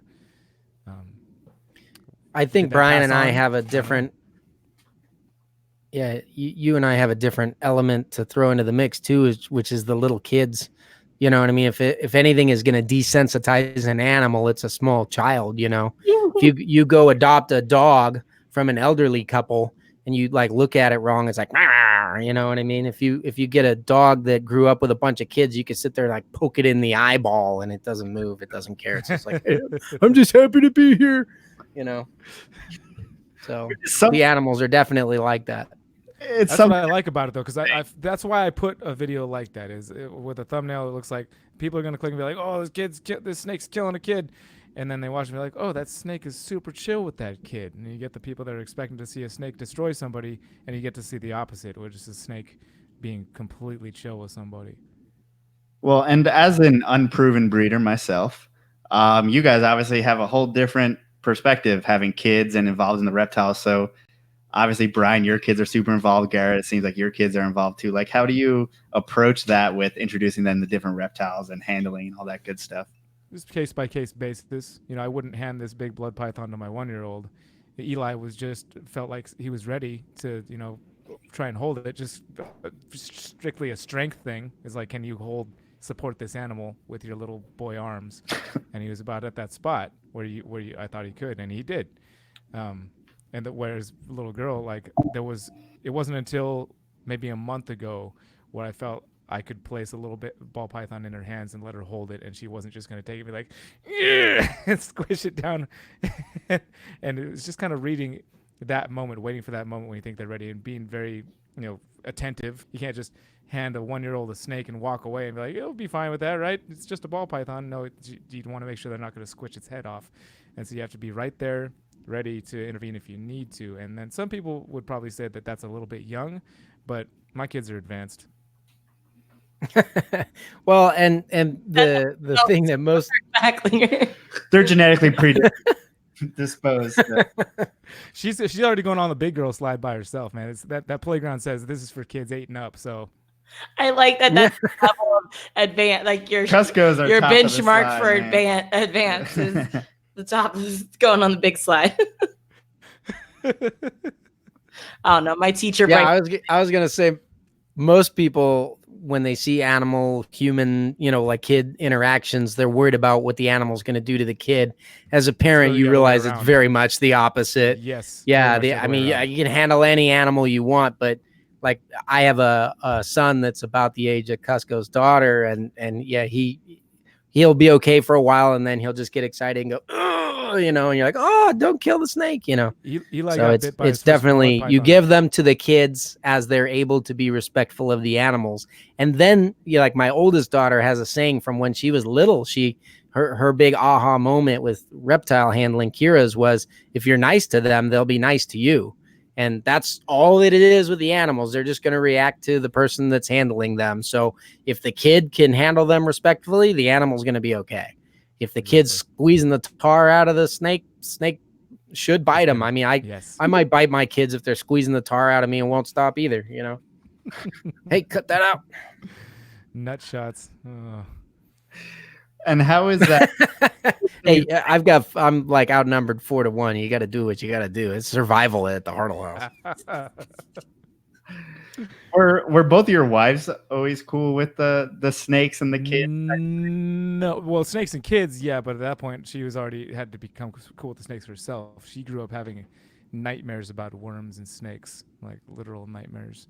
So getting her okay with snakes, luckily she's a pretty open-minded person. It wasn't that hard, but once she could see how it is, now she's cleaned retics on her own and stuff like that. So you guys are already been breaking up a lot. I can't hear you anymore. Is that my fault? Maybe. Good over here. Okay, as long as it's good. I think I got a lag over here. You're losing me. Garrett hears me enough as it is. Yeah, that's your fault. She was not okay. I see Brian's mouth moving. I at can't first. Okay, well, just shh. It's my turn to talk, Hartle. You've been really blowing up this stream so far, which is pretty standard it's par for the course. Garrett talks, I listen and laugh. But to be fair, he has a lot more to offer auditorily and intelligently. I just see you guys talking and laughing. I have to assume you're making fun of me. I can't hear any of it at this point. No, we would never make fun of you. You guys are a bunch of jerks. I know what you're saying, but you're jerks. I'm just gonna throw that out there. Earphones, Dad. Does he have those earphones wireless ones? Check your Garrett, earphones. Earphones. Maybe, yeah. Those AirPods, did they die? You know what I did before the podcast? I charged my headphones. Well, Garrett at least has headphones now. He didn't. Yeah, that was a challenge in itself, wasn't it? Yeah. All right. Now I know. No, it is true. This is another reason why I was so eager to start the podcast with Garrett. He does teach me a lot. I've learned a lot from Garrett. And it's nice to just listen to him talk about stuff because he says it in a way that I can understand it, and it makes me feel like I actually do understand it when he talks about it. Whereas when it plays in my head, sometimes I'm trying to not having it. It doesn't like me. It doesn't like. Oh, he's gone. Well, then I think that Garrett, you should just. It's your turn to listen. Except he can't listen. But it's oh right. He can't listen. That's the main problem. He has to learn how to read lips. That's what she. Yeah, that's weird. I don't know if he wants to get out, get back in. I don't know how to. I'll message him on Facebook. I don't know if he can like turn or change his speakers. What do his? I don't know. But I think we're similar in a way that I think we can gain something from Garrett because I don't think business enough. I don't treat this as a business enough. Well, we've talked about multiple times, like lots of people in the snake world, I think because they're into something that's different, a lot of them have something that like make them different. And I think marketing and kind of that aspect of it is like what makes Garrett different. And I think what also makes him successful. Like he has these ideas about how to present things and how to do things different than the rest of us do. And that carries across in multiple facets of his life. Yeah, and it helps out. It helps everybody. You know, when he has that booth at Tinley that's like outshining every other booth there, it's going to help everybody else to be better, I think, you know. Is it weird that we're like pumping up his ego right now when he can't hear us? It's probably the best time to do it, to be fair. Dude, this guy needs no help pumping up his ego. I promise you that. Like, he's the most humble person he knows. I'm telling you, he'll tell you that. It's this new thing he's involved. It's called Super Humble. Super humble. Yeah, but it's good. No, he's a good dude, man. He cares about people, and what am I doing? Is he gonna start sending us signs over here? Yeah, I just gotta be careful. I'm not saying too many nice things about him because he's probably gonna listen back to it. I don't know what's going on. Yeah, let's all just look at Garrett. Change your speakers. Obviously I'm saying that and he can't hear me, so it does nothing. Did you message him and tell him? I messaged him. I don't know if he's mess with his sound. Like, you know. There you go. Maybe. There you go. Making moves. But I mean, earlier. Or just cut out altogether. Earlier, you kind of gave your like explanation of why you think them having podcasts together is great. I had a different view of it, which is funny. Mine was more like Garrett as far as like presenting things in a different way. But also I think you all are both willing to learn from other people. Neither of you are these big popular breeders who think they know everything. You've shown that, Brian, through doing your interviews at the shows and everything like that. You've shown that you are willing to learn and share other people's stories and other people's knowledge. And I think that is why both of you kind of make a good podcast. Yeah, I like to try and learn. I've always been a pretty good listener. I just like to take a moment. Yes, I can hear you now. Okay, I would like to take a moment. I don't know what happened in the last like couple minutes here, but I just like to go on record saying you guys are jerks, whatever it was. Wow, it's funny. We literally were saying so many nice things about you that I had to stop myself and be like, "Oh wait, he's gonna listen back to this. He's gonna hear all these nice things, and he's gonna." I thought you were gonna be honest on this podcast, Brian. No. Not allowed. We need to find a new medium where I can be completely honest. Yeah, podcast is now not enough. We have to get something. What's the next jump off? 24/7 feed. Oh. Right off my head, audio too. How much money would someone have to pay you for you to allow 24/7 feed of your life? I mean, does it stream on like $50? Yeah, I was gonna say it's not much. I mean, there's things that people that have followed me on everywhere. Like I imagine that there's a lot of people that follow me that unfollow me pretty quickly. Like, oh, this was cool, and then the next day it's like, what the hell? No, I didn't want to see that. Yeah, you would definitely change. You would definitely change your audience in a 24-hour period. That's for sure.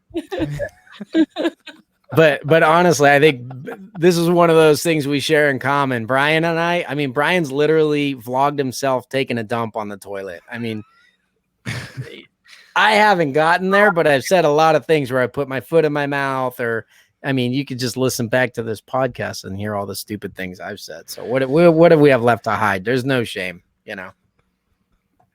It's over. It's all out there. The one thing I'm really cautious about, I guess, that I'm maybe overly cautious is dropping too many F-bombs or any, just because I've got this thing where I really don't want. I know that there's a lot of kids that watch my channel, like because they come up to the reptile shows and they want to take pictures with me, and I think about them when I'm putting out my content. I think about how I don't want to get their parents mad at me to where they don't get to watch my channel anymore by just being a complete utter potty mouth, because in real life I tend to be. I'm working on it, because there was a time when I didn't swear so much, and I remember back at that time when I'd hear other people swear, I'd think, man, that's kind of not very classy. But now I do it. I don't know. But now I swear all the time. It feels like there's so many things you can express better if you just drop a couple F-bombs next to it. But I try so hard not to do that, just for the kids and for other kids' parents, so they're not like, no, you're not watching that channel. This guy is not. Even though I mean I cuss it for my own kids, but I don't take that liberty with other people's kids. We try in our YouTube videos to not to. In the beginning, we're not so cautious, but we really try in our YouTube videos. Yeah, we dialed that back once we got the feedback. And yeah, I mean, because we did it in the beginning. We did it. We're just like, we're truly ourselves, and we curse naturally, but we got those comments from parents being like, I want to watch this with my kid, but I can't. So you should be more like I want you to be. You should be more like I want you to be. I take it. I do it as a challenge for myself. Nobody's ever told me. In fact, people like. A lot of people that comment say they want to hear me cuss more, and I'm like, wow, I wish we got that. No. I was gonna say I'm actually on the opposite end of the spectrum. I intentionally put out and try to swear at, like, oh, this would be a good point to make my point really extreme. So if I swear, like Joe and Melissa, you guys were at Northeast Carpet Fest this year. I went back to Matt Minatola's house the next day. Dave Kaufman and I went and filmed a little episode of all his blood pythons and stuff. And I was getting riled up about something. I don't remember what the topic was now, but I cussed. And Matt was like, I don't know what, he's like, I don't think I agree with everything that you just said, but I feel so much better because you just swore. I thought you were like, he's like, you just brought yourself down to earth. I didn't know what to think about you before. I've never met anyone that didn't swear. I think it does make a lot of people out there more comfortable if you do swear, actually. Yeah. Situation. I think it depends. So like we curse on here. Like I think it's more understood that this is relaxed. It's not something we edited or practice for like a video. This is open. But I think for me, I find it as a challenge for myself to try and get a point across as well as possible without, and it's a challenge. It's a challenge for me. Yeah. Just like trying to bike to the top of that hill this morning. My cousin did. I have the same challenges trying to articulate what I'm saying. It just, instead of using cuss words, I just repeat myself 5 times until I feel like everyone's got it. That's why I talk so much.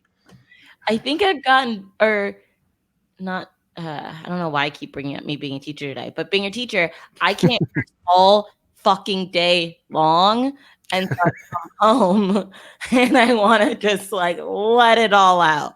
I have to restrict myself so much. And she has a kid-shaped pillow that she actually body slams and punches. Are you serious? No, it's like unbelievable. You did not laugh at all. No, I wish, kind of. That's actually a really good idea. Okay, so from the marketing guy in the group over here, Melissa, this is a new product for you, and this needs to be some new merch for your guys stuff for all the teachers out go there. ahead and put out child beating. That's a good thing for your teachers. Yes. No, I'm serious. Wait. Punching bags shaped like children. That'll go. Hold on. Wait. I have a better idea. Make it so that you can print an actual face on it. Oh God. So you could beat the child of your choice. You should make adult versions too. You should make adult versions too. My mom's a teacher. My grandma's a teacher. My wife's parents are teachers. I've never heard any of them swear. Ooh. See, some keeping it in all day kind of just affects. That's your mom. She swears. She doesn't swear to you. It's your mom. My mom thinks "shut up" is a bad word. My mom thinks "stupid" is a bad word. Oh, that's cute. Your memory goes back really far. That's all that's happening right now. You're remembering being 3 and you called your sister stupid or something. She's like, "Whoa, that's harsh." She said this when we were in high school. Well, that's why I love your mom. Does she teach little kids? She did teach little kids, yeah. She's retired now, but she taught little kids. Yeah. I mean, it works both ways. Some people, when you hold it in all day, you just get used to not cursing at all. Me, I hold it in all day and I have to release it. But you know what's interesting? Like compartmentalize in some cases. Right. And like I have a thing. I will never curse in front of a parent. And I thought it's kind of an understood thing. Like parents don't curse in front of their kids' teachers either. But since moving to Philly, I learned that is not an understood. It's a regional thing. Kids or parents like drop F-bombs in front of me when talking to me about their child. And I feel so uncomfortable. I'm like, no, I can't drop F-bombs with you talking about your child. Right now. You should probably throw it right back at them, and then they'll feel good like Matt did about me when I threw it out at his house. Yeah.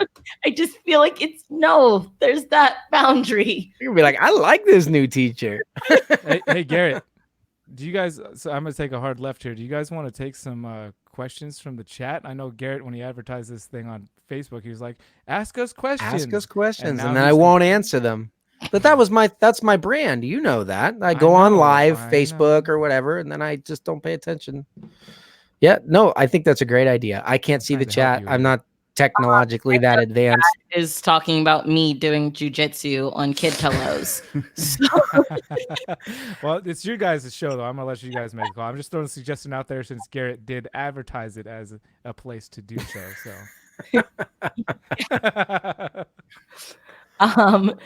Do you remember, did any pop up? Oh, someone talked about earlier, this is kind of a vague one, as far as like retics and more of those more difficult animals and like deciding who you sell to. Like with us, corn snakes, we pretty much sell it to anyone because pretty much anyone can take care of a corn snake. But someone earlier brought up like teenagers and selling to them or stuff like that. Like, do you kind of have this like cutoff for as far as selling those?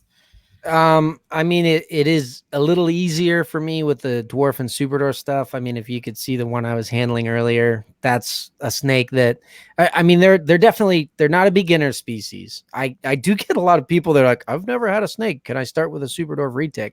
And that's, size wise, I mean, they come. It just depends on the person. I think you really that's it. They're an intermediate species. You have to be dedicated to animal husbandry. If you're okay with that, then you're okay. So like my biggest animals are like 30 pounds. I mean, if you think about a dog, dogs are more dangerous than pythons are. Everybody knows that, or at least they should. What's a 30-pound dog? I mean, that's like a Sheltie. So if you could take a Sheltie that was trying to kill you, you're probably okay with one of the animals that I would sell you, I think that's a huge thing with other reticulated pythons. And if this person is considering getting into breeding mainland reticulated pythons, they have to realize that with a snake that big, the responsible market that they can push their product to, if you will, is going to be a lot smaller. If you go with a smaller snake, your market is a lot bigger and you have to worry about that less. So for me, it's kind of about the bloodline. Some of my bigger stuff, yeah, but mostly my concern, it's kind of like the kids, like, can the kid handle the snake? Not can is the snake going to hurt the kid? Are my customers capable of even keeping this intermediate animal? And my marketing process, like, I don't do advertisements. You have to kind of come chase me down if you want one of my animals. We're going to have a conversation. You won't be able to get around it. It's just the way that I work. So, I mean, those of us who've been doing it forever, you can fill people out if they don't know what they're talking about. I definitely refuse sales, but anybody that's applying themselves to learning about the best for the animal husbandry, they're going to be fine. They'll be able to keep one of these things. No problem. Awesome. And Brian, allow us to put your feet under the fire for a second. We have a question for you, and it is clickbait fair to the viewers? I don't know. I mean, as long as it's I don't know. I never thought about them. It depends on what it is, I guess. I mean, I do what, like, clickbait type stuff, like you said do. We all thought that. We're all anytime we hear do, it's I mean, if you like the content on the channel, if you're a regular viewer, it shouldn't matter what the thumbnail is if you know what kind of content I'm going to put out. Like, the thumbnail doesn't matter at all. I could just put a blank thing and say that I quit the internet, and that would work just fine as a thumbnail. Because I like that idea, by the way. The content's going to be good. You did it. Regardless. And in that particular video, which it is, yes, a bit of clickbait to say I quit the internet, is like, oh, that means no more videos on YouTube. That's an assumption somebody's making, and I thought some people would make that assumption, yes. However, the entire video was about quitting the internet. That's all we talked about for 25 minutes. So as much as I do try to do, like, as much as I do clickbait from time to time, as much as I do, somebody's going to get some shit in their eye. Like, it's going to happen. And somebody's going to cry about it a little bit, and that's fine. That's how it happens when you get something in your eye. It hurts and stings, but I do it in a way where I try to incorporate whatever it is. Like, it's a game for myself. Like, think of something clever. Like, what's clever about this? I don't know. I think I'm clever, at least in my own head and my own brain. And maybe nobody else agrees, but I don't care. And I enjoy. It's a little joke. It's a game I play with myself, and I have a lot of fun with it. And nobody can take that away from me. I agree, and I think people are way too harsh about clickbait. Like, if you're only watching this video because of how this little thing this big looks, then that's not why you're watching the video. That shouldn't be why you're watching the video. But nothing like with the thing with Eli this morning. Like, that's part of it. Like, the people that I want to try and get to watch the video is people that think this snake is killing a kid. I want to find people that don't know the content. They're like, and then to have them have a positive experience when they were coming for a negative one. That's a huge part of why I do it. People that are looking for that negative experience, because a lot of people are. The majority of people, for whatever reason, that watch YouTube videos will click through like, oh, what is this bad thing that's happening? And then to give them something that's not bad and something that is the opposite of bad. It's clickbaiting. That's what it is. You're getting somebody to click on the video when they think they're going to see something bad, but they see something good. I don't see a problem with that personally. But it's also marketing, but I think there's. And you also don't pay to watch YouTube videos, so you're getting something for free that someone took 6 hours of editing and put their whole life. Brian, Garrett, we all make videos, and we put a piece of ourselves and our time that we accrued, crafting our videos into them, and we want people to see them. So when I put out a video and I suck at doing the title and the thumbnail, and 600 people watch it instead of 2,000 people watching it just because of my lack of making it engaging, I don't know. I don't feel so bad. Right. I mean, I don't do it often, it's not like you're. It's not like you're using an animal that's not, that's not anywhere in it. It's not, it's not like you're putting a dinosaur and making people think the video's about dinosaurs when it's not about dinosaurs. Two different types of clickbaits in my video, in my opinion. Two different types. The kind that is straight clickbait, where it's like you say something like, Mike Tyson knocks this guy out, and Mike Tyson's nowhere in the video, and nobody gets knocked out. Like that's that's bad clickbait. But what I try to do is good clickbait, where the thumbnail, like you're gonna see what that thumbnail is made of. You're gonna see all of those images in that video. You're gonna see that stuff, and then whatever the title happens to be, which was she didn't want me to post it. Like that was also a big part of the video, is talking about this video I made that she told me not to post and why. So yeah. I think people get a little sensitive with that stuff too. Sometimes, not saying that, the person that's asking the question is that way, but I've had comments. So I used to use like stock footage for I still do. I use a lot of stock footage for my thumbnails, and I kind of piece it together on Photoshop to get what I want. And I didn't used to put myself on my thumbnails. I would put someone else. So like some random picture of this guy over here, that girl doing that. I'd find something that was funny, and I'd like patch a little iguana in there or something. And I had one video. It was like, my snake won't eat. And there's this attractive looking girl on there with like sprinkles from a donut all over her mouth. And I thought it was funny because I made it, photoshopped it like she was trying to feed the snake a donut. Like, my snake won't eat. What's wrong? And I was like, haha, you're stupid, girl, because the snakes don't eat donuts. You know what I mean? That was my thinking. But somebody else went on a rant on that video about how I would do clickbait, and they thought they were going to watch something else. And I was like, no, the whole video is about the snakes that won't eat. So literally the only thing that you could misconstrue is that you thought you were going to get some hot chick, and you got me instead. You know what I mean? And I can see where somebody get pissed about that. Yeah. I feel like I've gotten pissed about that. This is not that hot chick I was promised with the stuff on their donut lips. Yeah, I want to see hot chicks with donut lips. If if that's what you want to see, Google hot chicks with donut lips. That wasn't in my hashtags. You know what I mean? I don't know what it is. I feel like we've gotten way more scrutiny for clickbait than we deserve. One person was like, it's a minute into the video and I have not seen the snake that's in the thumbnail yet. Like, this is a problem. And I was like, excuse me. It sounds like their issue. Like, it was a good video. Here's my view on like complaining about stuff on the internet. Like, if you're able and are complaining about things on the internet like that, just be thankful. That's all you have to complain about, and you have the time to do it on the internet. Right. You have a pretty cush life if your biggest problem is... I'm thankful that I'm able to do that, because there's many situations of people in the world that the worst thing is not, complaining about something on the internet. And I'm being serious. Like, you be thankful, like that you have that ability, and that's your thing that you have to complain about at that moment. Because that's like my buddy in high school was so mad that he got in an argument with his girlfriend about whether he should wear his sunglasses inside or not. And he's like, I hate her. I don't know if I could take this anymore. And I was like, dude, if you're arguing about whether you should wear sunglasses inside, that means you have a good relationship. Do you know what other people, I mean, everybody argues apparently, but do you know what other people argue about? It's usually worse stuff than that. One person who, I think we all like having on the podcast, and is all a positive person in our life, is having a next question, babe. Go for it. If you don't know Morelia House, that is Brandon Wheeler. And he is asking Garrett, where do you buy those cool little containers that you pack your snakes in? Yeah, Brandon Wheeler, I love you. Before you answer the question, Brandon was the man at this past Carpet Fest. Like, we had Carpet Fest in my house, yes, but everything that went well at Carpet Fest happened because of Brandon planning everything out and making sure it was going to go well. Absolutely. So. Yeah, Brandon is the man. And Brandon, I'll give you the same answer. I'm going to just be honest, because this is podcast forum and this is where you ask me that. I'm going to be honest and tell you the answer I want to tell everyone else that asks me these things.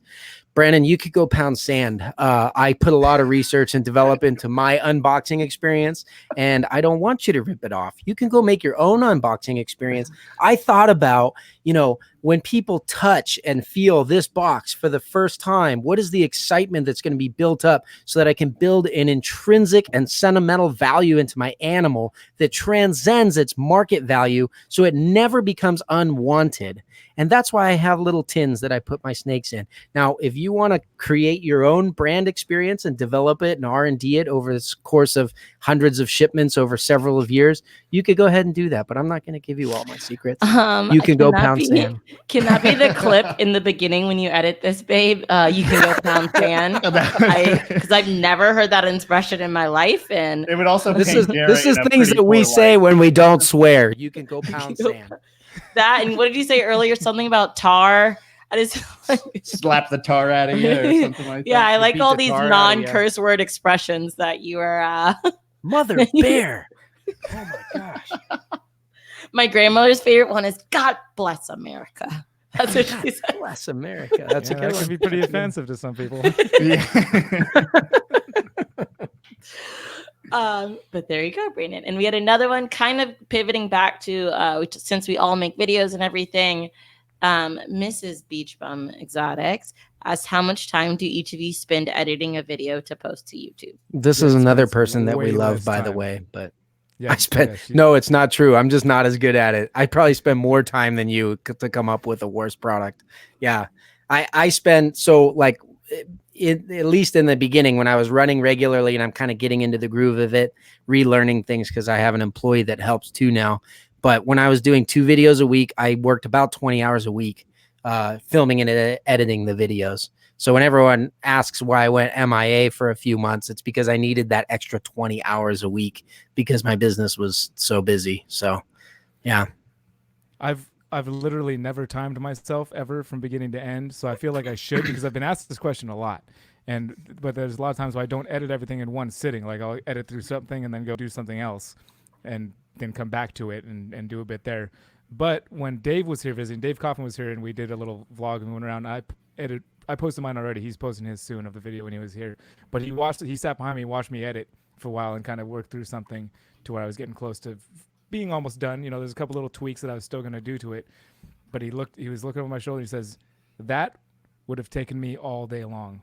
I think it was like an hour and a half or something that I spent doing it. But I've spent a lot of time doing it to where I got real comfortable. I learned all the little shortcut keys, like the way that I work the trackpad and have all these little motions I can do with my hand just to make things go faster.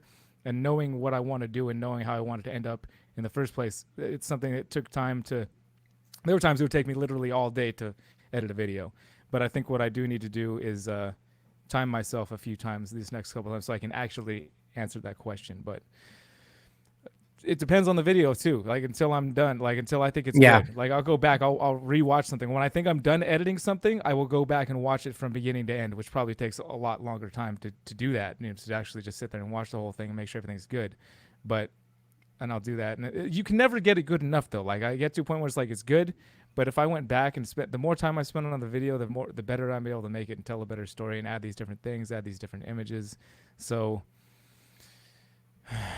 And you can tell, like, there are days when you just don't have a lot of time to put the editing in, and your viewers can tell, you know, like you were saying, Brian, like, oh, that was one of your better videos. It's because it was planned out in advance. There was a lot of B-roll that was taken. You know, we filmed the whole process. We edited it all in and coordinated with what everyone's saying versus me sitting. I can sit down and turn on the camera and rant at it, you know, but it depends so much. I mean, the first 6 months of my YouTube channel, I filmed it with my cell phone and I edited it on iMovie and then I uploaded it from the phone.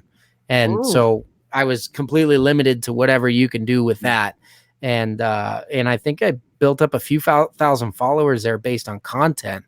But nevertheless, it just depends so much. If you were a professional video editor, you could get a lot out of it in much less time.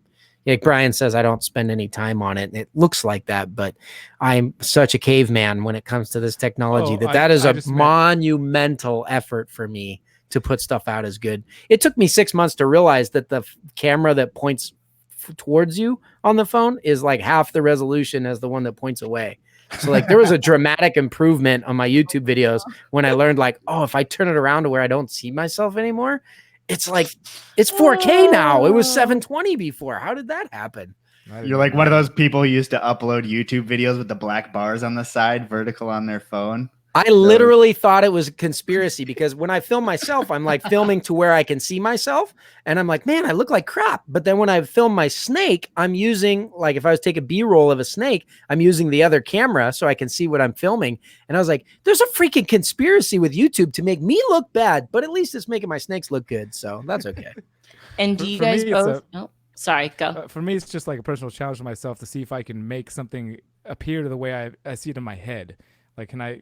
Because a lot of people say there's good editing, but part of that is getting like something awesome looking in camera, like to those cinematic things where if you don't have a good image to start with, there's nothing you can do to it to make it better. Like if it wasn't good already. But my point is that I really want to find a way to make the editing, make the story better, and just make it a better video in that way. Not just edit for the sake of editing, but have it be something that helps enhance the story and gets it across in the way that I'm really trying to get it across, which I feel like I'm actually sucking at pretty bad right now. I'm working on getting better at it.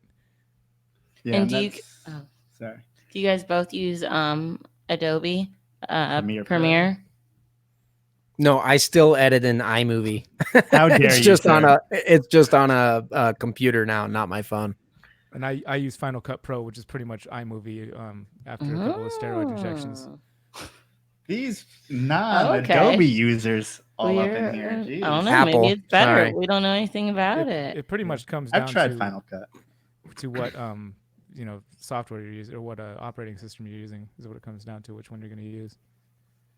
Yeah, I think you just started on Adobe. We use them both. Yeah, I always just use Adobe since I learned in high school, and that's what I stuck with. But I found that like I've had videos where I've done 6 hours of editing. I've had videos where I've done 20 hours of editing, and I found that it doesn't always correlate to the performance, or people don't typically like that video. Like I've spent so much time on like herping videos, and those perform terribly no matter. But I love over editing those, or like for the review or something that I did. Like I made Melissa like a fish underwater with bubbles going up and all this other crazy shit.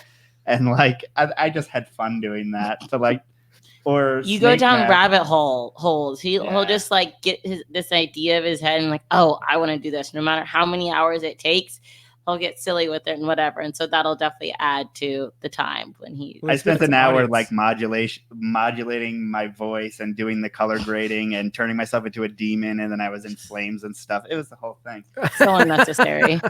I think some people really appreciate that. And some people just really appreciate the straight content. Like one of my videos that a lot of people have said, this is my favorite video I ever did. It was just me sitting in front of the camera talking about, it was my wife and I's anniversary. And I was just talking about our relationship and kind of our past and our history.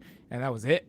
There was like no editing. I think I flew the drone out for the intro for like 5 seconds, and the rest of it was just me sitting there talking about us. And so many people love that versus other people were like, oh, I love the way this like the cinematic stuff. So you got people that like either or a combination of both. So dude, my best performing video is the one that has the clickbait negative title, "How to Handle a Dangerous Python." Or something. My best like performing video to date is the reticulated python has a massive bowel movement.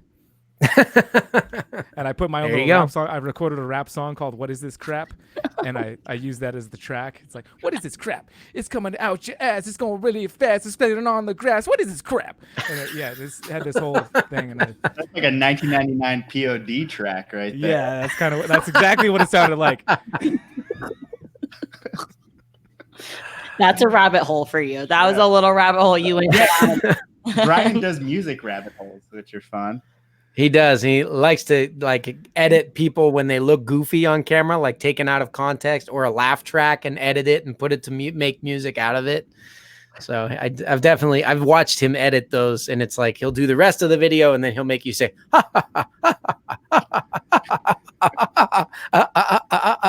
you know, it'll take an hour to do that. And it's like, geez, man. If I can make myself laugh, if I watch the video and I'm laughing at myself and I'm laughing at what's happening, that's all it takes me. I'm like, this is a great video. It's good because I'm laughing. There you go. And if you're laughing, most likely other people are laughing too.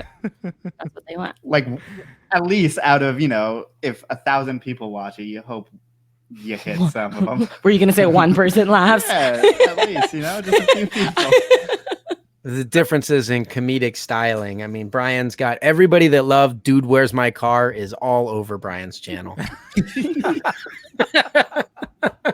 his demographic. Oh, ouch.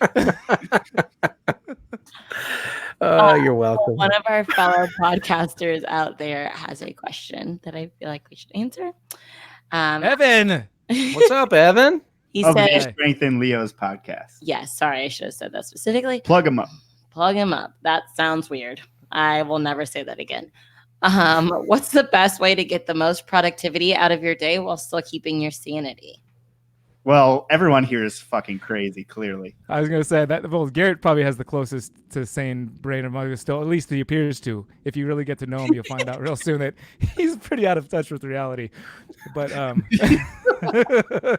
oh man, if you go listen to our second podcast, I think it is, that's going to come up, you'll get to hear how really insane I'm pretty tired. I'm actually like afraid of that one to come out because I don't remember it at all. I remember laying in a truck bed talking to a microphone hanging from the ceiling because I told Brian I can't podcast standing up. You got to lay me down and put a mic on my mouth and then I'll podcast. And he did.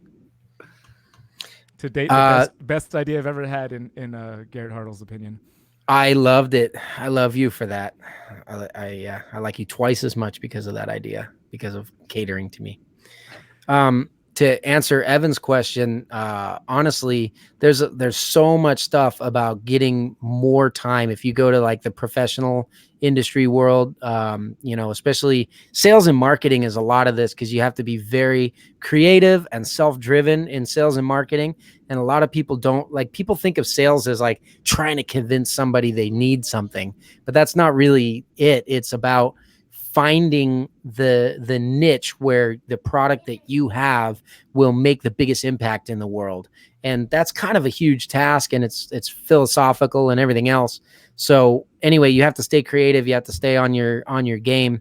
And so if you follow some of the professional business world about time management strategies and you look it up, I actually have like cards that I printed out that are based on Benjamin Franklin's time management strategy. And then I added my own twist to it. But you can, yeah, I have one. I can show you one if you want, but anyways, so the biggest thing honestly is you'll have a million things coming at you every day. Well, at least I do. So I have to sit down in the morning.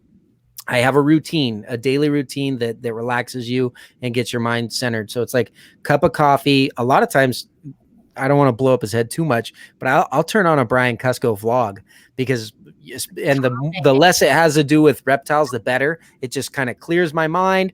I love watching him with his family and all that kind of stuff. And it kind of reminds me of who I'm trying to be in that regard. And so I'll just watch something, or for me, it's like car stuff. I don't know anything about cars, but I love watching all the new reviews on the C8 Corvette, even though I'll never own one, and things like that. Or restoration vlogs with something totally unrelated, and it clears your mind. I have my cup of coffee. I know bulletproof coffee is a big thing for a lot of the professional businessmen and stuff. And then you sit down and you schedule out the to-do tasks for the day and the week in advance. Take that time. And then the big thing that nobody does is at the end of the day, you need to review and grade yourself on how well you did to meet the tasks of the day. And when you create a discipline and a habit out of that, you become a lot more effective, and you can do 2, 3, and 10 times as much work as you were able to do when you were just running around reacting to everything. Yes. And that is something that Melissa has made me do, like checklists and schedules, as far as like, we actually like when you, it's huge, isn't it? Yeah. Checklist is the best way to get it done. Yes. Like, I tell him I cannot function without calendars. And when you have a million things going on, it's literally impossible. I have to have it on the calendar or I will forget it. My brain cannot keep everything in it. And then I also prioritize. That's what I've started doing. So today it was like, edit this, do that. And I put it in order of importance, and I try to attack the most important thing first. And then I go to the gym in the middle of the day. I tend to be most productive in the morning and at night. So that's like when all my creative stuff comes in, and when I'm most disciplined for whatever reason. After I, in the morning I'm fresh. I go to the gym, then I'm kind of fresh again because I'm got all my anxieties out and stuff like that. So I think it's kind of different for everyone. I mean, like some people are morning people, night people. I think that's mine. Having a to-do list is definitely something that'll help you keep your sanity. This side right here is actually Ben Franklin's daily schedule, and he has more like blocks of times for things. And then I'll put in what I need to do. So I have different categories are create, maintain, reach out, and my notes on the day. And then, I'll sit down, I'll write them out. And then you can see where I highlighted or cross them off, and things that don't get done get moved to the next day or put on the next week. for that day. And then I have a weekly one where it's like Mondays, I hit all my messages really hard because I don't answer customer messages as much as possible over the weekends. But Thursdays, I have to put a video out. Fridays, I do a lot of follow-up, that kind of thing. So. And I think it's finding the balance between holding yourself accountable, but not doing it to the point where it has an adverse effect. Because we all have like enough work that we could fill up, 20 hours and not sleep if we really wanted to. There's always stuff to do. Right. And so you hold yourself accountable, but also you cannot, I think that's something Joe's working on a lot. Like if you make that list, that's not saying you have to get everything done on that list today, because then when you get so much in your head that you have to finish it all, then you end up hurting yourself. And it's more. paralyzing to a certain degree, because I'm like upset that I didn't get everything done. And then it makes you not want to do more, and it just kind of snowballs. So I think you guys should actually check out Benjamin Franklin's one, because that's what it's all about. He puts, I have this much time for these type of tasks, this much time for these type of tasks. And that's why I split it with his, is kind of just to remind me how to center myself at the beginning and the end of the day, and how much time I should spend on each task. And then if you run out of time, you run out of time, but it's time to do the next thing. And then my to-dos are on the other side. It's a perfect segue. My boy came down about 5 minutes ago and told me that the dinner was ready. And that's we're over time. So of the amount of things that I keep on my list to do for the day, that's going to be the most important one today. So definitely, as our final question, if people want to reach out to both you, we'll start with you, Brian. Where is the best way for them to get in contact with you? Email. I try to check messages. Email is probably the best way. bkusko@me.com, because Instagram sometimes gets thrown under the rug, and Facebook definitely does. I went back to try and find some Facebook messages and found some that I hadn't. It'd been months since I had gotten them, and just found them. So email is definitely the best way to go. It was bkusko@me.com. Right on. Garrett, where can people reach out to you? You can email info@reachout-reptiles. You can send me a message to Garrett Hartle on Facebook. But honestly, if you want to have a conversation, the best way is the old-fashioned way. My phone number is 412-925-1933. Text or call if you have to. Yeah. Awesome. And if people want to reach out to us, it's Port City Pythons on Instagram, Facebook, and YouTube. Our website, where we have snakes and merch available, is portcitypythons.com. And our email is theportcitypythons@gmail.com. Or if you live in the area, you can see us at the upcoming shows. Havre de Grace, September 7th. Oaks, Pennsylvania, September 14th. Yes. And guys, check out the Searchable as Reptiles podcast. Please. Garrett and Brian, I mean, it's just a super transparent podcast, and it really made me excited to see that you guys are equally as fallible as reptile breeders in your first as we all are. It shows that you guys aren't superhuman, in the same way that it also shows, how good of people you are. So thank you guys so much for hanging out with us and for being here. Garrett, Brian, thank you. And for everyone else, thank you so much for being here as well. Thank you guys for having us, man. Thank you. Yeah, absolute honor. As always, I love being on your guys' podcast. So I miss you guys. We need to hang out. Yeah, no tears. Tinley. No tears this time. I'll get you next time. When you started talking about watching my vlogs, I started to tear up a little bit, but I went and hid down below real quick. So I figured you would. He like made the picture big on me, and I was like, no, show Brian. I push him. I can make him cry. I think you teared up in the first episode of Searchable as Reptiles as well. Yeah. He's pretty easy. I mean, it's not saying a lot. I like getting Melissa better. That's a little bit more of a challenge. Joe, one day, buddy. One day. I will love to see that. I'm gonna drop the perfect F-bomb like I drop a mic, and Joe's just gonna lose it. He's gonna cry at the sheer perfectness. Just wait. Just you wait. Oh gosh. I'm already thinking about it. It's on my to-do list. Okay, well, bye guys. Bye. Thank you guys. Thank you. See ya. Stormy Four Wolves.